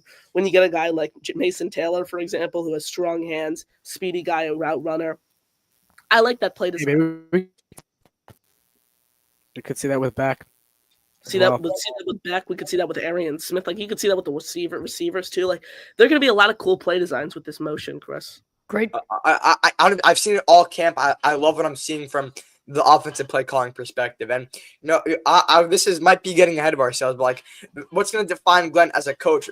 So if we have a successful year this year, that's great. But then looking at the bigger picture, what's going to define him as a coach is what happens when Engstrand gets poached and goes to as a head coach. Oh my God! You have He always does good this. He thinks Tanner Angstrand's going to be the greatest OC in the world. He's going to be a head coach next year, right, Chris? I'm a big Tanner Angstrand fan. I've spoken about You think he's going to be a head coach next year, Chris? No. I think it has to be at least. No, I said worry about when he gets poached, not now. But I'm saying I said as a general statement, we're not getting ahead of ourselves. He's never called plays before. I know. He has 8 years of play calling experience. I'm a huge Tanner Angstrand fan. I've been talking about Tanner Angstrand since November. Let's just focus on maybe winning a football. Yeah, 100%. Get me a winning record this season. Give me something to actually smile about. That actually means something, not just preseason football. Zachary says, who is J2 Fele and why is he good? Let me get where he went to college correct, because I think he went to USC. I just want to get it right. USC. USC. Yeah. Boom. Bingo. All right. Let me give you J2 Fele background here. 4th round pick, the Jaguars, I believe it was, spent a few years with the Jaguars, got released, got claimed by the Bengals off waivers, spent the past 2 seasons in Cincinnati, working with a great defensive coordinator in Lou Anamoro, and now he comes to the Jets, and boy, oh boy, he could be the DT2 next to Quinnen. I'm confident in that. I hope. I like that too. I'm not confident in that. Okay, who's the defensive tackle too?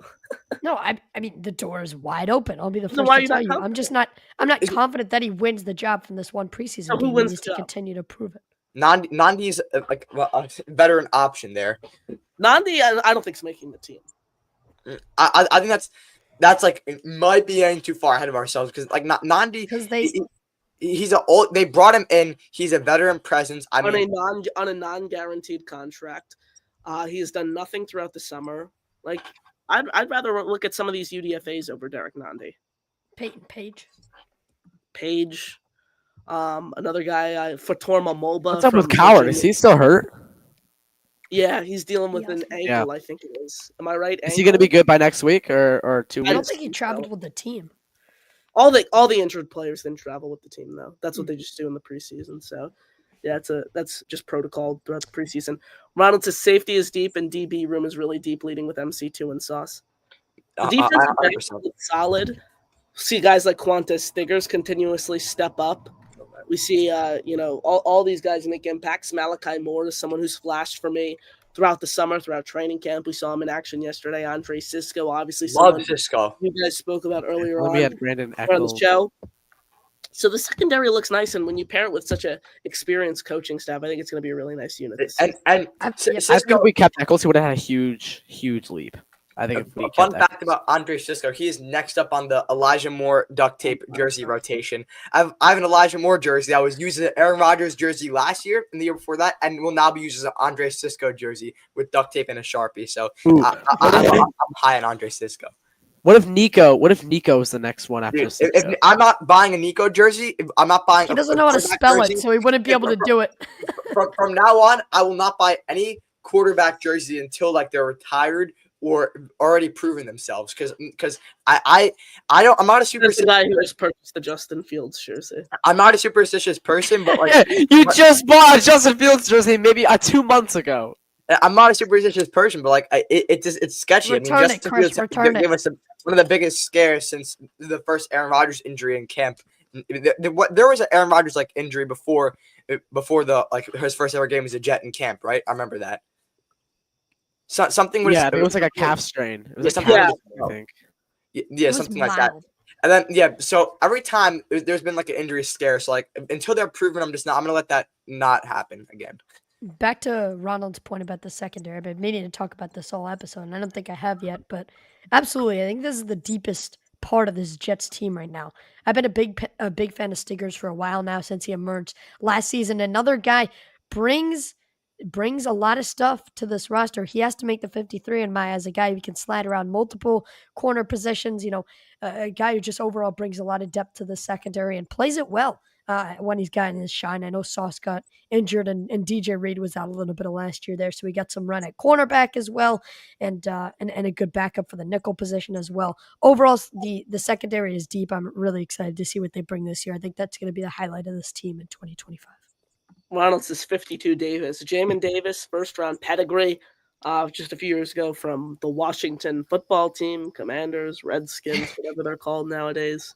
2 playoff wins He's since someone, 2000. I mean, there's a reason he was a first-round pick, so there's clearly something there that the Jets want to explore. I mean, they signed him to a futures deal this past offseason. Anyone who's a first-round pick, they clearly have talent. We saw it last preseason with Tack McKinley, so there's obviously intrigue there. Yeah, I think it's a race between him and McCrary Ball for LB3 at this point. I think I want to give the edge right now to McCrary Ball. I mean, I don't want to let that one penalty, affect his entire, reputation right now for his spot for LB3. But I definitely think it's a race between these two. But I am excited to see what Jamin Davis can do over the course of the preseason, and that could change. My opinion could change. Chris, 100%. I agree with Jack. LB3 is an open race. So I mean, it's whoever's gonna be good throughout the summer and catch the eye of Aaron Glenn is the guy who's going to ultimately be fit for the job. Yeah, to build on. Oh, sorry. Ronald says, "How did the special teams play?" Special teams was solid. McNamara, all right. Yeah. All of his punts were inside the 22, inside the 10. Hang time was solid. Getting downfield, they forced remember the play where McCole Hardman let it bounce to him. And then it flashed out of his hands, and then the Jets got it inside the 10-yard line. Yeah, the Jets revenge. That was Hardman. Hardman. Yes. Yeah. Oh, I wow. love to see him failing. I love it, baby. He did nothing with the Jets. I used to like Nicole Hardman when he was on the Chiefs back in the day, but ever since what he did to us, non-forgivable offense. I don't care that he sucked with the Jets. The coaching staff was awful, so I don't care. What he did week 4 for 2023, do you guys even know what happened there? He leaked the play. Did he leak the game plan? He told them He what leaked the game plan. Like what certain that's why I hate him. Like if he just left out with the Jets and it was because a bad coaching, I wouldn't have hated him. I would have been just this organization doesn't know how to handle guys like this and clearly scheme them up opportunities. But the fact that he did that, I was like, yeah, and then he catches the game when he touched wasn't he a problem? Right after. Yeah, wasn't he a problem in the locker room too? Wasn't he on social media or something? Yeah. Something he refused to play. He refused to play that position one day. Yeah. I remember, if I remember correctly. Yeah, he had a lot of issues. Duncan says Martinez greater than Cook. Yep. Based off of last night, then I have to give the edge to Martinez right now based off what he played. But I mean, again, he played against the third team. He's been in the NFL for 2 years. He's played in the UFL for 2 years. He is way older than Brady Cook, and he went against the third team. I understand. That's what I just said. I'm just based off I understand why you like Brady Cook, Connor, but at the end of the day, Martinez, I feel like is just a more reliable option. But again, Chris, I'm saying is you guys have to give Brady Cook time. This is the first time he's ever suited up in an NFL uniform. This guy, Adrian Martinez, played in the UFL for multiple seasons. Just played last preseason, 3 games, got very, very solid reps, and then we see him trot out yesterday against the third team, throw for 150 yards, and everyone thinks he's the creme de la creme of preseason quarterbacks. So my whole point with Brady Cook is let's give him some time. I'm willing to give him a shot. So I understand. So coming to this draft, I didn't want them to take a quarterback at all. They respected my wishes. They waited till undrafted free agency. But the thing is, I don't understand why we would be paying any attention to Brady Cook like we any different as we went to Adrian Martinez. Because if Justin Fields is not a good quarterback and does not play good for us this year, we'll be drafting somebody next year either way. So Brady Cook is just going to get lost, and he's going to be. I disagree. So you think Brady Cook has a chance to earn the starting job? I don't think he's that Any guy. quarterback does. See, but I don't know. I don't know about Brady Cook. I've watched 8 games of Brady Cook film. I've looked at all of his numbers. I think he is the starting caliber quarterback in the NFL. then he's got to play better in the preseason. I mean, he hasn't turned any heads. I mean, it was a quarter and a half in a preseason game against a second team. If he's starting material, he's gonna put up numbers. I mean, he played okay at best. It was his first time. That's the thing that we can't come to, though. It's like he plays one poor game and it's giving up on him right away. Like, give him some time. But it's not giving up on him. I was never in. But still, you're signing off on him right away. Like, if he like, why? I don't understand the point of taking a quarterback in A in late round or B undrafted free agency. I mean, why? I don't want him because why not? Because I'd rather it be. Because then, if he makes any noise, might distract us from taking a quarterback, and that is my worst case scenario. That does not happen in the NFL. You just said he has a chance to earn the starting job. Correct. I mean, I don't want there to be any noise of that. I don't want there to be any. I want to. You don't want him to be good. You just want to have him reach on a guy you watch 5 minutes of highlights of. I want them to do extensive research into taking a top 5 quarterback next year, who's going to be the future of their franchise. Not some undrafted free agent that you're taking a reckless gamble on, and who's not even that good. He played a couple good games. I haven't watched one game of his film. How can you say he's good or not? Because he didn't look good in the preseason against second stringers. He's not good. Okay, Chris. I agree that he's not a starting caliber quarterback for this team, but not for the same reason as you. I think he's not a starting caliber because solely the fact that he does not fit with this offense in general. He's not as mobile as Justin Fields. Just I guarantee you, he's not the right. I wouldn't pick him over Fields to run. He's a mobile quarterback. That's the thing. Like, you're just wrong on that. He is a mobile quarterback. The thing is, Brady Cook's not mobile. Brady Cook's 40 times. No. Or something. No, I'm saying we saw him doing read options offense like Justin Fields. Justin Fields, I'd pick 100% to run these read options over him any day, just because he's proven that he's one of the best. He's the second best rushing quarterback. Justin Fields over Brady Cook is the argument here. No. Jack just came up with that in the middle of the You guys were just talking about it. You were saying all I need. If Fields doesn't work out, it's Lenore Sellers, baby. Okay, Lenore Sellers. Get him. Nussmeier.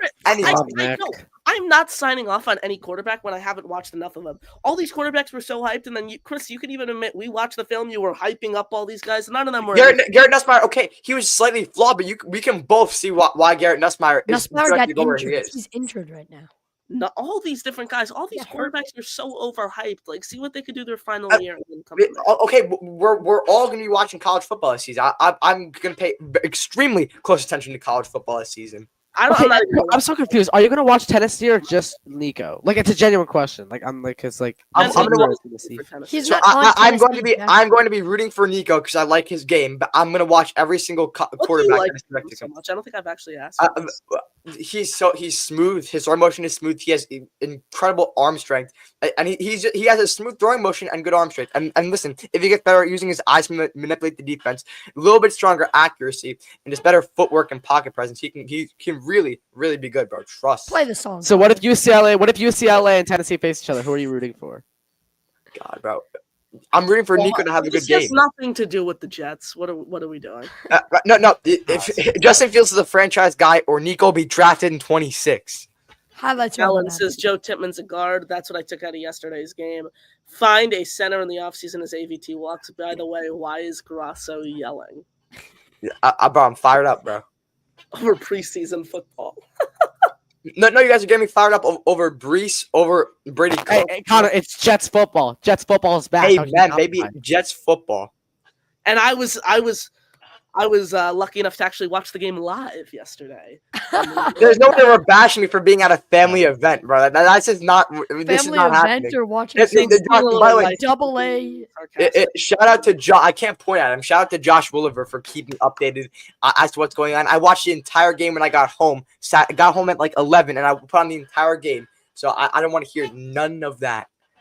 I watched it live in its entirety, but Alan says Tippmann is a guard. I agree. I agree. I mean, this is what you drafted him in his natural position. Like when the Jets drafted him out of Wisconsin, they drafted him to be a guard. But when we saw injury come at the center position, he was able to step in right away. Having that versatility is obviously such a key asset at any position, but especially on the offensive line when you need as much depth as possible. You need as many guys who could do completely different things across the line. So when you bring in a guy like Josh Myers, who also has that versatility as well, like Timmon, to kind of plug in and out as a center, as a guard, it's super, super valuable to your football team. Right, but when John Simpson's healthy, he's going to be at the guard. Timmons going to be at the center, and so if Simpson is really long term, then we could surely see Joe Tippmann at center. But when the 5 is healthy up front, Joe Tippmann's going to be snapping the ball. Yeah, I agree. Why? As I read this comment, like, why are we assuming that AVT walks? I mean, I think the Jets should prioritize getting AVT extended and his deal done. I agree. Way over Breece Hall, absolutely. I'd say over Jermaine Johnson at this point as well, for sure. It depends how Breece and We Jermaine play. got to see what Jay. Gotta see. Indy says, Grasso, move the mic away from you a little bit. You blow out the ears. That was Jack. You blow the ear. This is Indy Jets. No, I know. That was Jack making that. Yeah, Jack's mic was like tweaking mid-show, bro. Jack's mic is in his mouth right now. It's in his mouth. It's not in my mouth. Jack, move little farther out. It's supposed to be right here. It's supposed to. What am I saying? No, it's not. Have it right here.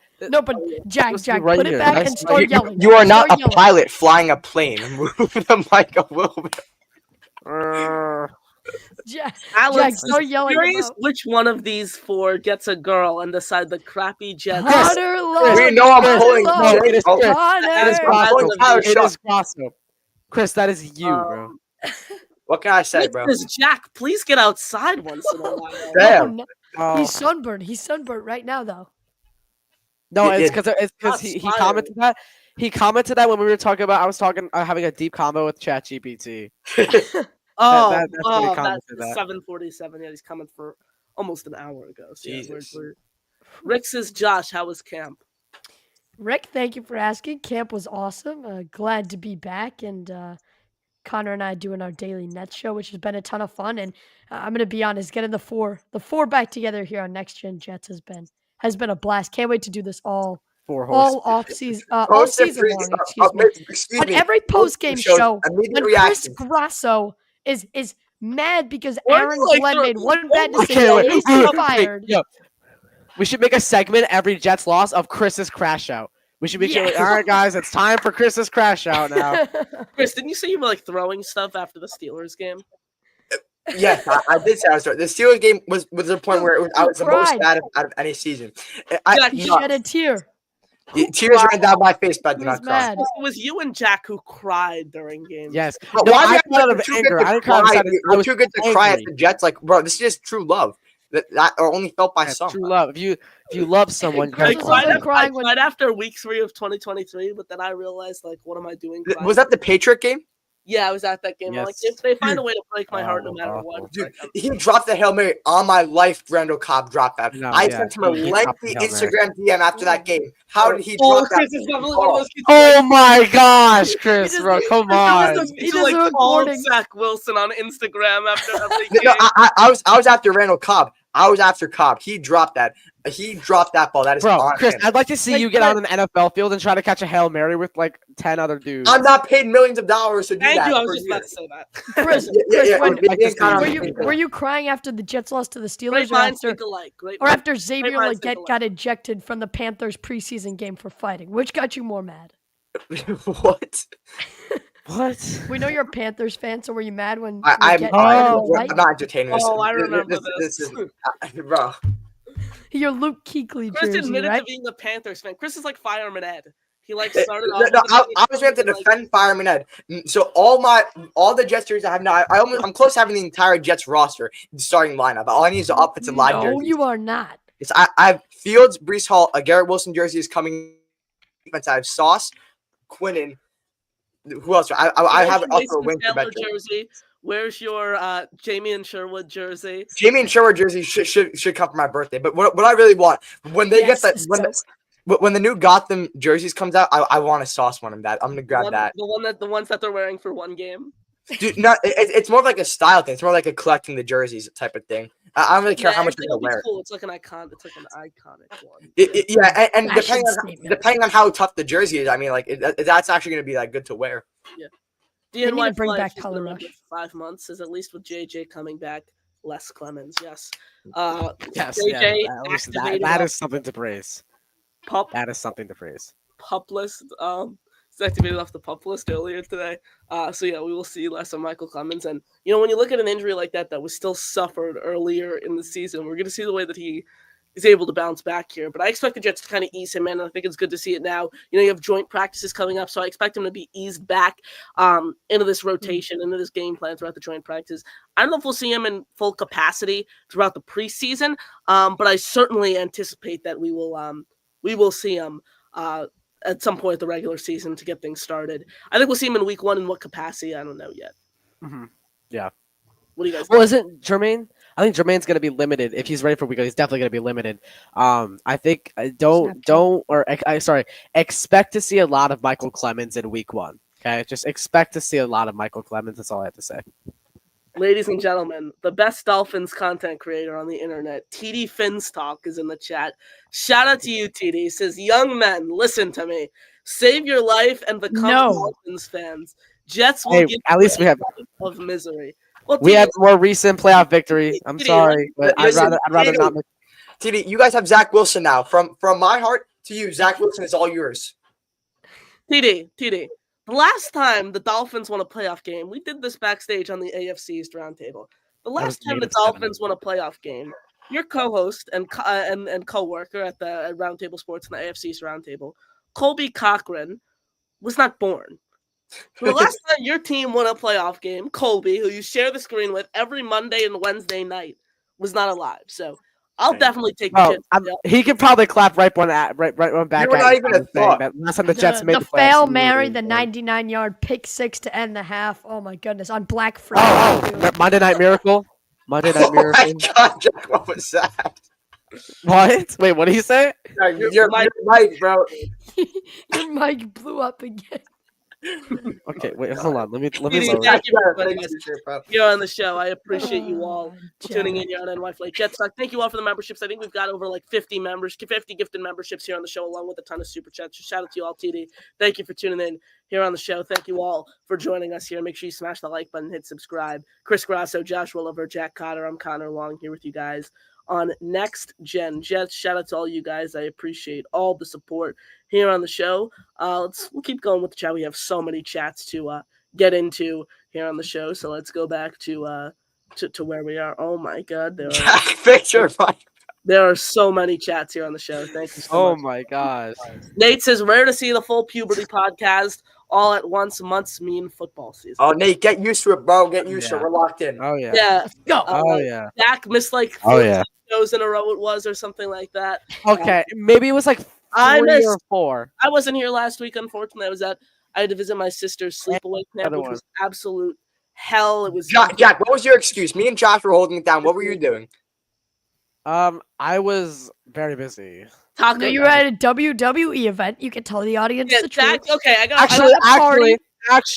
Actually, believe it or not, I haven't gone to one in 7 years, and my only ask for my birthday this year is to go to Monday Night Raw in Springfield. Dude, Springfield is where my Garrett Wilson jersey is supposed to be shipped to me. I've been waiting for weeks. I don't know what's going on. It's what is this connection? Like that scam Instagram dude, page. So let me fill you in on this. Jets News. We're all on Instagram. Jets News, the account posted. All right, there's a buy one get one free promo. I got scammed out of the home opener tickets on that account, bro. I got DM'd. I swear, I'll pull up the DMs right now. I got scammed from the tickets. I'm telling you right now. Let me see. I have the DMs, Connor. Don't switch the topic yet. I want to find this. So, look, I found the account. This was the account that they pulled up, and I got. I can't see. Show it again. Show it again. Okay, so I got DM'd by this account. I'll read the exact. That's like Charles Gorman getting catfished. Like no, I didn't. No, Connor. This guy should be legit. He does Jet News. Fall for it. It's not the Jet. I know the guy Rory who runs it. I've talked to him before. He's a good guy. No. I'm not saying he personally. Yeah. Listen. I'm not saying he personally scammed me. I love that account. I'm talking about there was an alternate account that created an account that tried to. This kid, Jack. That's on you. So funny. Oh, I know. I'm just saying, but I didn't fall for it. I did not fall for it. Okay, here. Okay, I did not fall for it. That's congratulations that you didn't fall for it. The moral of the story is my Garrett Wilson jersey is somewhere in Springfield, New York, and I'm gonna go pick it up if they don't start delivering it to me in the next 24 hours. DNY for life. AVT needs to be priority on this team. Breece needs to have an amazing year to get paid from the Jets or another team. I agree. You've allocated so many assets into this offensive line. You can't have a key piece of it go down just 1 year after you used a first-round pick on Armand Membu and 1 year after we're about to see Olu Fashanu in a starting role for the first time. You got to, shore up this offensive line for years to come and give AVT his bag. 100%. He's not demanding, crazy money. The guard market isn't crazy right now. There are younger guards who are, nearing a payday at this point. I think AVT wants to get paid. He wants to be a New York Jet for the long term. So pay him now. Pay him right now. I agree 100%. And we saw one spot where I'll admit I was wrong. This is what you're gonna get from me. I'll tell you when I'll go back and I say I was wrong. Let's go, Chris. Tell him, Chris. Tell him, Chris. So looking back, I wanted Tyler Warren. I was wrong. Membu is the right pick. We all saw the video of him locking up Kenny Clark on an island in the Pack game. That is a starting all-pro defensive tackle or defensive end, whatever he is, that Membu was locking up. I was wrong. I should have seen the fact that we needed 2 young key pieces on this offensive line, and now I'm so happy that we have it. Baby. Hey, I told you, boys. I wanted Warren, but I'm okay if you got the tight end in the second round. Chris, he's not 8-1. He's 1 of 1. I love Membu, but I'm just saying I still think right pick. You still had a guy like Ursary in the second round. Jack, love Membu. Jack, if this is your mic, go like this. Did it blow it? No, it's not actually. It's actually my interface. I gotta fix my interface. That's the exact reason. I had that one. And those who watched the show, it was actually last summer around this time. Those who watched the show last year know the old mic that I had on the boom arm that I was using. That Scarlet Solo, I think it's called. Yeah. Oh my god, it was awful, and it kept glitching out. So that's why I just switched to a USB Shure mic, and it's been a fine ever since. The most optimistic Jet fan out there, Larry Romano, is in our chat today. And he says Beck is going to be a big part of this offense. Like, you need, fullback. I hope. Someone who could be that strong H-back for you in the backfield, who can run routes, who can fill the tight end 3 role for you as well. He just adds a different element to this team, and I really like it. I think he can be used very versatile, but Larry, he's got to make the roster first, and by no means is Beck a roster lock right now. He is. I think he's definitely getting close. Has the inside track to it. He's earning it. I think he has a good shot. He played really well in his runs with the ones in yesterday's preseason game. I'm going to keep a big time eye out for him when I'm at joint practice with the Giants. I'll report back to you boys. And then obviously we'll get to see him in action against the Giants. And that's another thing. Against New York, I am really, really, really excited to see the O-line go up against the Giants D-line, both in the joint practices, in the game. This Giants D-line is one of the premier ones. If they've invested enough assets, you absolutely need to see them prove it right now. And then I'll be confident about him going into the year. But let's go back, baby. BL says Cook has a brain. I agree. Got to give him more time. QB room is deep. Good problem. Thank you. I appreciate that. Chase's Sports News is in the building. Shout out to Chase. Jack, what the hell are you doing, bro? Jack, before we get to Chase's comment, Jack, knee cam, bro. We need a knee cam. Bro, no, you don't need I'm out. We do not need that. Chase says, y'all, it's preseason. Why is performance of a quarterback like Cook, who won't be the future, notable or important? Chase, how do we know that? You can't sign off on a guy like him after one preseason game. This is someone who established himself as a 5-year contributor at Missouri, didn't turn the ball over at all, was mobile, multi-dimensional quarterback. What I'm saying is, why are we overreacting on his performance? Why are we signing off on him when, sure, he didn't play his best brand of football, but it was against a second-team defense, Green Bay Packers, one of the most premier defenses in the league. And it was his first time suiting up in an NFL uniform. My point is just take it easy on the kid. Yeah, Chase, I tend to agree with you. I'm not jumping ship. It's like I never got on the boat. So it's like I'm not jumping ship after this game. It's like he was like, okay, he's here. Okay, if he's turns heads, all right, but he hasn't turned heads yet, and I don't know if he's going to. So I'm not putting energy into Brady Cook at all. Spirit of Detroit podcast. Shout out to you. Thank you for tuning in. Lions fans. You will like Aaron Glenn. Good luck. Detroit is rooting for you regardless if you know it or not. Yeah. I've always rooted for the Lions. I always root for the Lions unless they're love Lions. My brother's a Lions fan, so yeah, you guys got some Lions round. Yeah. Our brothers in the let me try in the suffering. There are twins going through it all. Podcast. Shout out to the Spirit of Detroit podcast for tuning in here on the show. They got 5.2 subscribers. 5.2 thousand subscribers, excuse me, here on YouTube. So I'm going to throw their link in the chat, guys. Go over and subscribe to the Spirit of the Play podcast. Thank you for tuning in. I already see your most recent videos about my guy Hendon Hooker, so you know you're doing something right. When Hendon Hooker, oh God, I remember when he was in contention to be with the guy that we picked up instead of Rodgers. And you want to know why, Chris? Because he got injured against South Carolina in the second greatest upset in program history. Your boy was there live. 63 points on that top 5 Tennessee defense.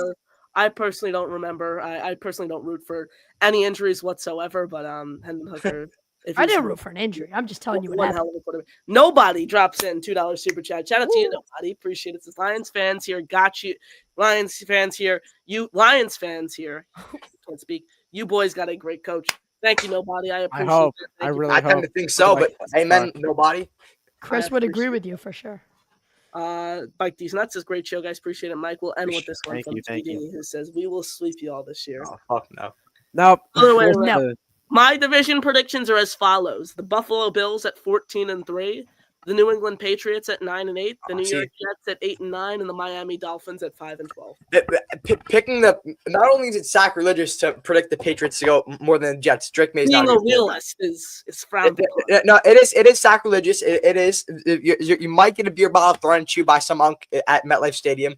That might happen, but Drake May's not good. So I just don't see it happening. No, he's proven that he's a solid quarterback.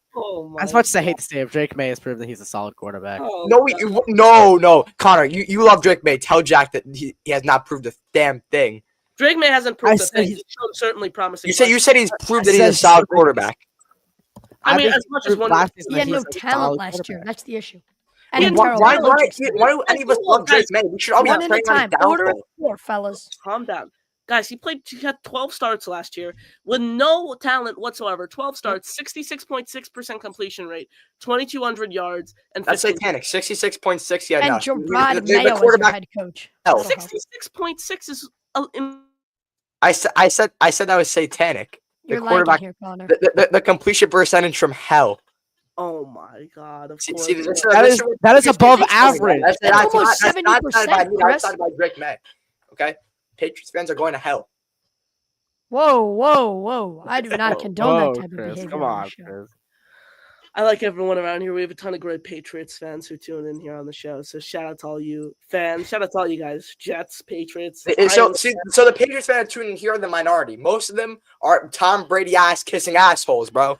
Oh, did you hear what he said? He said this when they unveiled the statue. He said, "This isn't only for Patriots fans to enjoy; it's for Jet fans to have something to throw their beer out when they're leaving the game in the second quarter." That pisses me off. It's hard to combat though when you think about it. Don't let me catch Tom Brady out in the MetLife Stadium park. What are you gonna do to him? What are you gonna do? Slime him? You'll find out, Brady. You'll find out. People everyone's mad at Tom Brady for saying that, but it's like there's nothing you can combat it with. Like it's facts. Yeah, they crushed us, but I hate the Patriots. It's gonna be facts. Thank you all. That's why it's so good sticking it to them this past year, week 3 home opener Thursday Night Football. Or Tom Brady. Let's eat diarrhea tampons. Leave it to Brady to make fun of the Jets after he's retired. G-men. What the hell? Oh, what analogy is that? What a comment here. What a comment to Ben Kerr says Brady just gotta flex them rings in front of you. Y'all got a great pod, by the way. Ben, thank you so much. I appreciate it. I appreciate all 158 of you guys who are watching live. I appreciate the thousands views that we get after the fact. I think we had over 1,000 views on our pregame show yesterday, over 1,000 on the postgame. So views are getting up there with football around. So thank you all for the support. I can't thank you enough. Make sure you smash the like button and hit subscribe right here on the show. It is completely free and it helps us grow significantly here on NY Flight Jets talking next gen Jets. Jack is doing some sort of yoga pose in his chair. I can't. Well, I have to. It's gonna be Jack. Wrap up. Jack, Jack, you had final thoughts here before we end the show? Just happy to be back full time. My hiatus was necessary, but I am back now. I am back now. Did it blow up again? It did. It doesn't. I'm sending you a new mic, bro. Be there in a bit. No, it's not the mic. It's the interface. I'm telling you. Chris, what do you got? Dude, it's great to be back, you guys. Obviously, we're all four in the that we can all be here together. It's a blast. So listen, this fourth. Listen, we're gonna be doing more shows, so it's gonna be a great time. I'm excited for this season with you boys. Let's go, Jets! Josh, what do you got? Guys, this is genuinely the most enjoyable I've ever had on a podcast. You guys are the best. I had an absolute blast. This episode was way too funny. I appreciate it. Everybody has mic problems. Can we push 2 hours? Let's try to. Jack's we're always the 5 minutes away, but great episode with you guys. I'm so excited to be back. And the one thing I got to say is, Connor, bro, I'm just waiting for a monster to pop out behind you. I don't know what's going on with the lighting there. But like, I should have put like a light behind waiting for a skinwalker to show its eyes in your background. It's only 9 o'clock. Like, I don't know why no, Adam Gase is gonna pull up, the ghost of Adam Gase. Oh my goodness. God. Adam Gase is here. Shout out to all you amazing NFL fans, Jet fans, Giants fans, Patriots fans, Lions fans, all you guys who join us here on the show. Shout out to you all. Smash the like button, hit subscribe as we chase 2,000 subscribers. It is completely free and it helps us grow a ton. We appreciate all of your support. We appreciate you all. And thank you so much for joining us here on Next Gen Jets. For Jack Cotter, Chris Grasso, and Josh Woolever, I'm your host, Connor Long, saying good night, everyone. And as always, JTS, baby. Jets. Jets. Folks, see you soon. See you tomorrow on NY Flight Jets, talking, of course, next Sunday right here on Next Gen Jets. Thank you all, folks. Have a great night, and we will see you